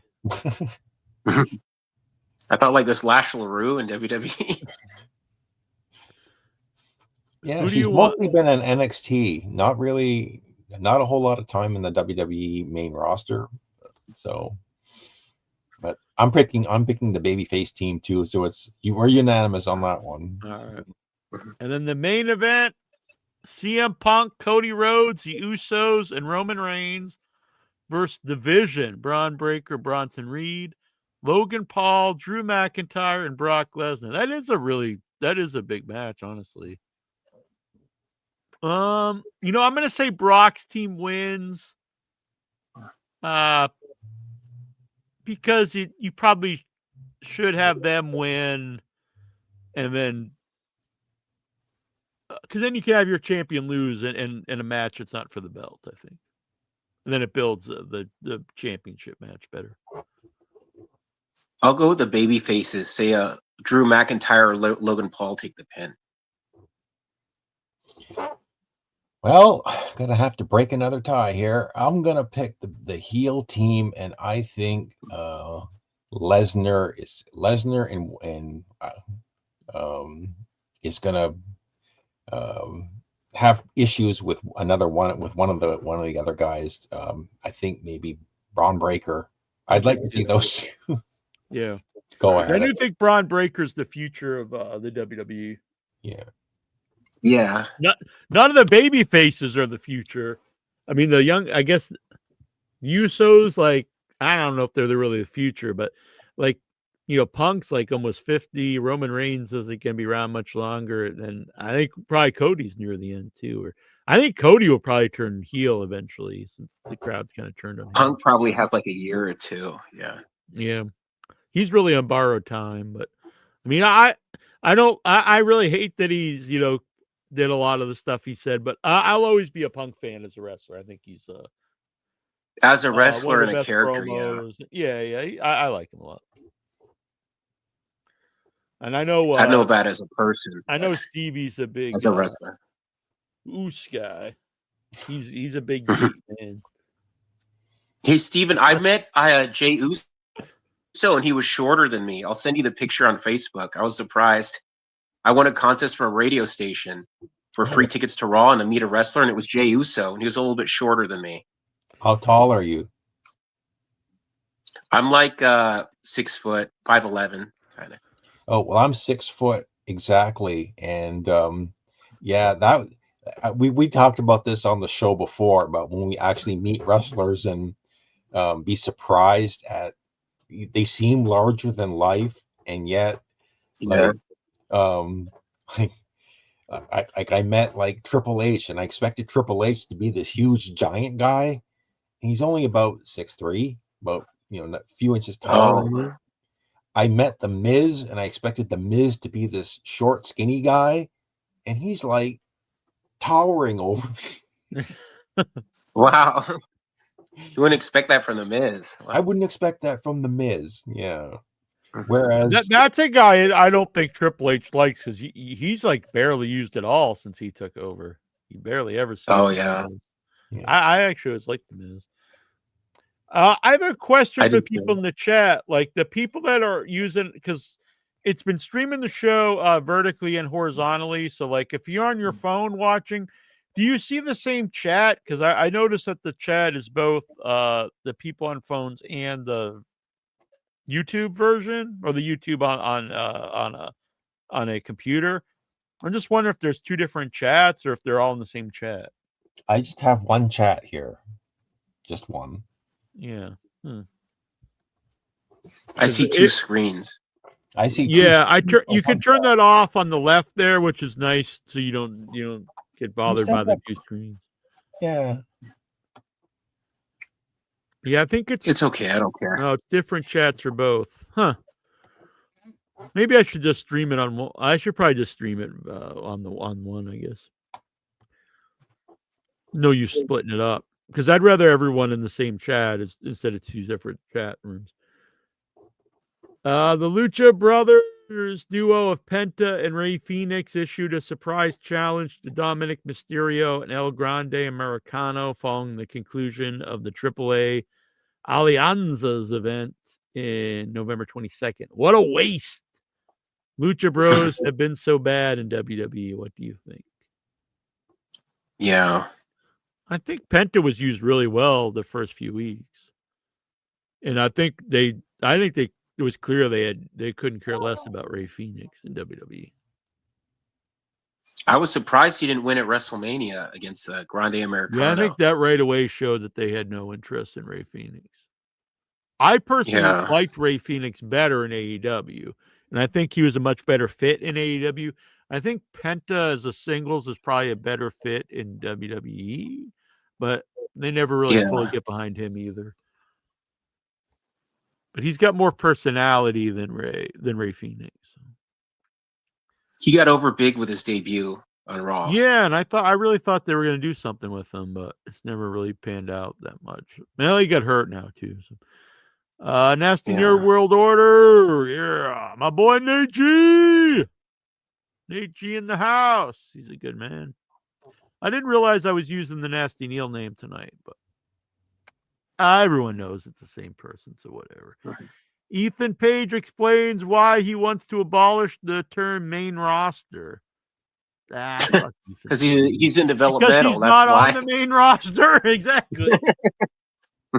No wonder. The Twitter stream gets all the chats. The Twitter stream does get a lot of views, though. Or not a lot, but I mean, it gets views. AEW has to be the most hate watch product of all time. What? Oh, yeah, you're Why? honestly right. You're right. Because like there's people that watch it who love it, but there is like a whole audience that like their career is hating it and their life is hating it. Yeah, you agree. You're probably right. The cult to Cornette. Yeah, exactly. I love Hangman. He is AEW, but I don't mind Samoa Joe winning the title. I agree with you. I'm interested to see where it goes. And it was a nice surprise because I really thought there was no shot of him of Joe winning. And I'm a big Joe fan. And this is probably I would assume this is probably the last run of Samoa Joe too. He's like CM Punk. He has a year or two left, I'd say too. Yeah. So I'm happy. Jonathan Jackson, do you think you're better than me? I don't think it. I know it, bitch.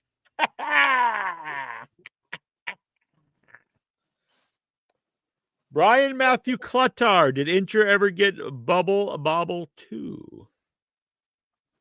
You think he ever did? Probably.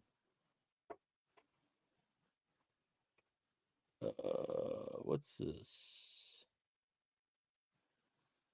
Okay, so yeah, it looks like I might be going to Chicago for at World's End. That'd be pretty sweet. Oh, that'd be awesome. Troy, I didn't notice this right now. Troy sent the New Japan World Tag League. Man, this is a lot to read here, Troy.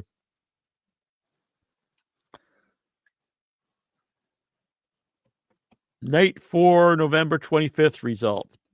B block, TMDK, Zack Sabre Jr. and Oiwa defeated Yuya Unamura and Shota Umino. B block, House of Torture, Sonata and Ren Narita defeated the Knockout Brothers, Oscar and Yuto Ice. B block, David Finlay and Hiromu Takahashi defeated Hiroshi Tanahashi and El Phantasmo. United Empire, Great Okan and Callum Newman defeated Monster Sauce, Lance Archer and Alex Zane. Monster Sauce, what a name for a team. I'm a huge fan of that name. I want to get some Monster Sauce on my sushi. Katsui Murayishima, Oleg Bolton, and Toru Yano defeated Hiroki Goto, Yoshi Hashi, and Tatsui Matsumoto. Dick Togo, he must be like 100 years old. Wow. Don Fale, that's an Evil defeated Daiki Naga, Drilla Maloney, and Shingo Takagi. El Desperado, Shomo Kato, and Shuji Ishiwa defeated Masatora Yasuda, Satoshi Kojima, and Taichi. Gato, Gabe Kidd, and Yoda Tsuji defeated Yoshinobu Kanemaru, Chase Owens, and Yujiro Takahashi. So there you go. So in the lead right now are Toru Yano and Bolton Oleg in the A block with 4 points. And then it's a big tie with 2. And then one team has no points. And that's Tanahashi and Chase Owens. They've not won a match. And then in the B block, we've got a 2-way tie with 4 points. David Finlay and Takahashi and Zack Sabre Jr. and Oiwa. Then a big tie for 2 points. And then in last place, Tanahashi and El Phantasmo and Yuto Ice and Oscar both have no wins. Stephen Butler, whose in-ring career will end sooner based on their in-ring style, Darby Allin or Mark Briscoe? The thing is, though, Mark Briscoe is like 20 years older, probably, or 15 years older. So he's already like lasted quite a while with that style.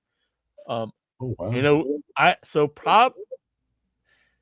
well, the thing is, will Darby Allin be wrestling at Mark Briscoe's age is probably the big question. Unless he has like a freak accident, like an injury that ends his career. Yeah. All right. Ryan Matthew Clatars. If you could lick any part of Hulk Hogan when he was living or dead, what would it be? None of it. Some brother. None. His mustache. I wonder what what would Brian Matthew pick? That's what I want to know. All right, now we were time for some of the video. Got some AI videos coming on. Who would have ever thought there'd be like we just start showing AI videos on the show? Did you talk about an AJ getting mad at that fan who did the AI that she kissed her on the cheek? Oh yeah, she kissed him on the cheek. The thing is, I don't blame her, but she should know the worst thing to do about that stuff is bring attention to the fact that it bothers you, because that is only going to make it much worse. The best thing she could have done is just not ever mention it. Yeah. You had Wrestling Radio. What me, Gene Oakland, and I want to know is, are the Hulking Maniacs still running wild while I'm gone, brother? Now what you gonna do now? Hey, that's enough. Listen in, you had Wrestling Radio. What me, Gene Oakland, and I want to know is, are the Hulking Maniacs still running wild while I'm gone, brother? Now what you gonna do now? Hey, that's enough. I like that. There you go. Hulking Shout out from Mania. Beyond the Grave. Yeah, two people. Hulk shouting out in your head from Beyond the Grave. Yeah. Yeah. Mean Gene. I don't know why Mean Gene's holding the microphone right over his face. Is this one almost didn't look like it's AI? Is it AI? Yeah, it's AI. All right, this next one. I just thought it was some guy. All right. Here we go. I haven't watched any of these yet, so I don't know what's happening. Hi, Jack and Incher. It's your favorite Hall of Famer Swax returning to ask, why hasn't Kiwi or that bitch Gail Kim returned yet? Re-download Skype also. Hi, Jack and Incher. It's your favorite Hall of Famer Swax returning to ask, why hasn't Kiwi or that bitch Gail Kim returned yet? Re-download Skype also. Hi, Jack and Incher. It's your favorite Hall of Famer Swax.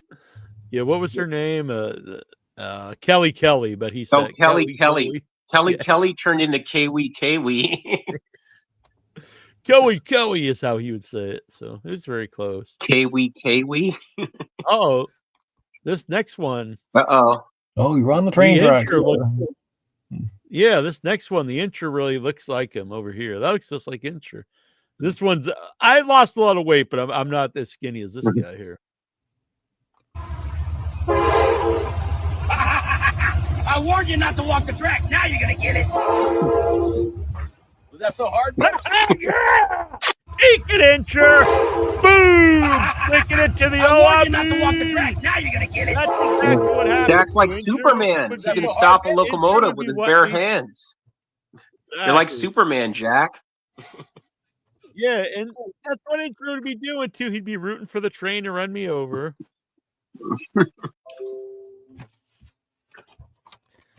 All right, we got another one here. Get this up here. Uh-oh, we're not getting sound here, buddies. What's happening? All right.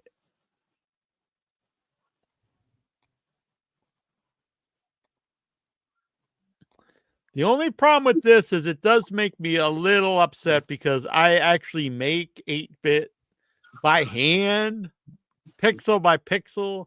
So the idea of AI 8-bit is a little annoying to me because I painstakingly make them dot by dot and have made animation. Very time-consuming. Get ready to throw down. Whoa, Jack just flattened that guy. Team up with a buddy in the ultimate two-player co-op brawler, IYH Wrestling. Let's get him, Incher. They look just like us, though. City Street, steel cages, and rooftop rumbles. Drop the hammer as muscle-bound Jack or babyface brawler. Get ready to throw down. I like that. Whoa, Jack just flattened that guy. Team up with but not blue, not Big Blue. There's me. Look, that looks just like me there. Buddy in the ultimate two. And then look, that is Incher right there.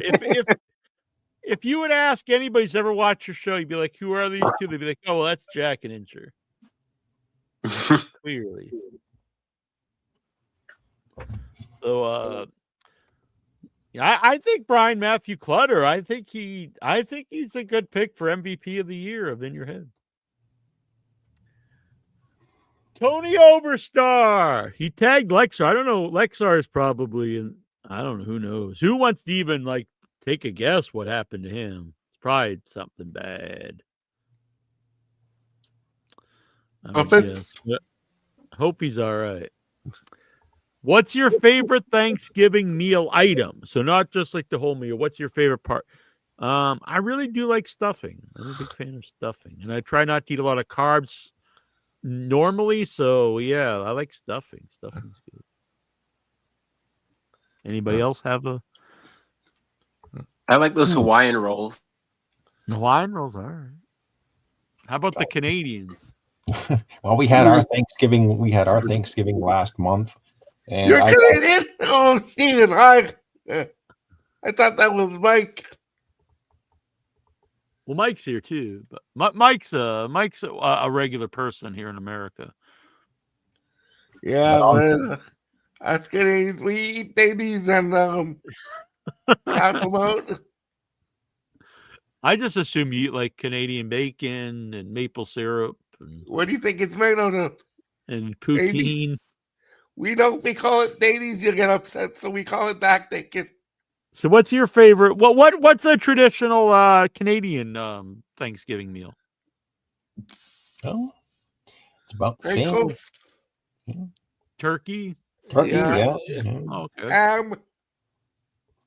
So, what's your favorite? What's your favorite part of it, Stevie? Normally. Well, when we have our Thanksgiving, yeah, I'll agree with you. The stuffing when it's done, yeah, cooked just right, stuffing is just delicious. Mm-hmm. And it's not something you really ever have, and it's not something you have all the time. You know what I mean? No, I mix it up. I have it sometimes. The hell of it. I thought you just throw everything in a big trough and just mix it all. Well, that too. I put like mustard in there and fucking red pepper. That's like at KFC, those bowls where they just throw like every item in the bowl. It's like mashed potatoes and gravy and chicken and corn. And I threw every item in the bowl one time and they said, "Get the fuck out of the toilet right now." You drop the WV. Yeah. As last question of the night from Tony Oberstar: has OIB ever had thoughts about performing lewd acts with the leftover gravy or cranberries from the Thanksgiving feast? It's not leftover if you really love it. I could see it. I made this sounds weird, but I made homemade gravy for the first time. I actually made my Thanksgiving dinner last week because I'll be away on Thanksgiving Day. So I roasted, which, you know what, it was the first time I ever roasted a turkey too. Cause, normally my mom doesn't like turkey. So I've smoked a turkey before. My mom doesn't like smoked meat. So we used to make turkey way back in the day when, like my uncle and my grandmother and stuff were alive, but since then, no one in my family really likes turkey but me. So I've never made it myself. So I roasted a turkey for the first time myself and made homemade gravy for the first time. And both of them came out great. So I was very happy with myself. That's cool. But I ended up throwing a lot of it away because there's way too many leftovers. So next time I need to maybe freeze. I don't know. But there wasn't a lot. Like I had the drumsticks, but anyway, it was very good though. It was very good. If you perform lewd acts with the brown gravy, would that be an interracial couple? Yeah, you say gravy is lube. That's Mr. Lube to you. You don't want lumpy gravy if you're using it as lube, probably. Well, if you're performing lewd acts, so maybe you do want lumpy gravy. I don't know. But I saw what's his your boy there, RFK Jr. Oh God, Jesus Christ, that guy. There was some leaked like sexts from him, and he was talking about was it felching, which is like What is that? It's eating your own jizz out of like your partner's butthole. So it's like, Jesus. Is that and this is like the guy wants to make America healthy? That doesn't sound too healthy to me. Yeah. Is that like beef tallow? Is as healthy as beef tallow? He's all about the beef tallow. Beef tallow and felching. But anyway, if you want to be really like scarred, go and read all the RFK sects. Next time I hear somebody say we'll eat like a Kennedy, I'll think totally different. And then you got to read them in his voice, and you really get turned on a bit. His smooth, sexy voice. Who cuts a better promo than Robert Kennedy Jr. or Tommy Rich? I'll pick Tommy Rich. Yeah, I pick Tommy Rich. Yeah, the one he talks about like wanting to make his girlfriend's mouth into like his cavern, and canyon, and he's gonna be the river, and it's really you can get the idea of what that means. Oh, Camelot's alive again.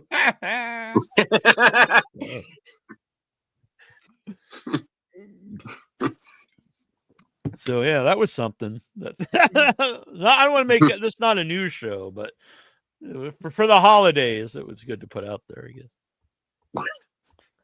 All right, and so we'll be back next week. I don't know what happened to Incher. Being you got caught up with the gravy. Could be. He's in a gravy boat right now, swimming around. I'll be back tomorrow night on Without Your Head at 8 p.m. Eastern. I believe Tara will be there. Terrible Troy. I'm not sure. I think he might be there. And I think AJ will be on.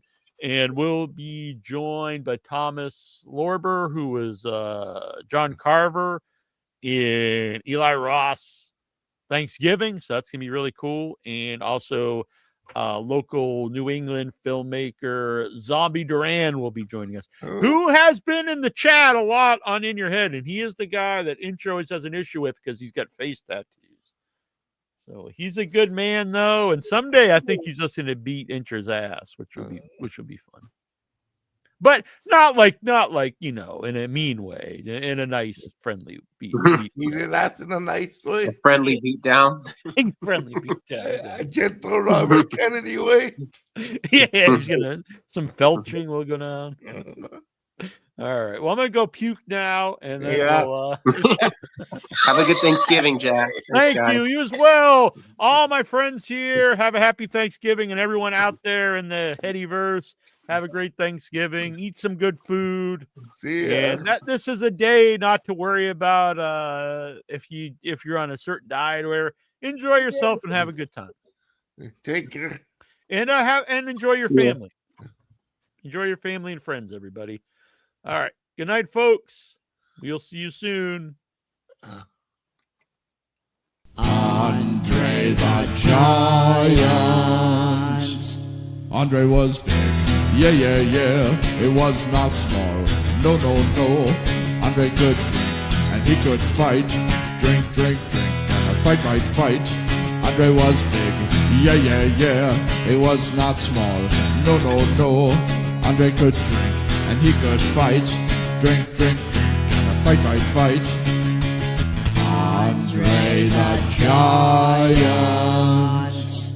Andre was big. Yeah, yeah, yeah. It was not small. No, no, no. Andre was great. He was not bad. A great big heart and a great big man. Andre was big. Yeah, yeah, yeah. It was not small. No, no, no. Andre could drink and he could fight. Drink, drink, drink, and fight, fight, fight. Andre the Giant. From Grenoble, France.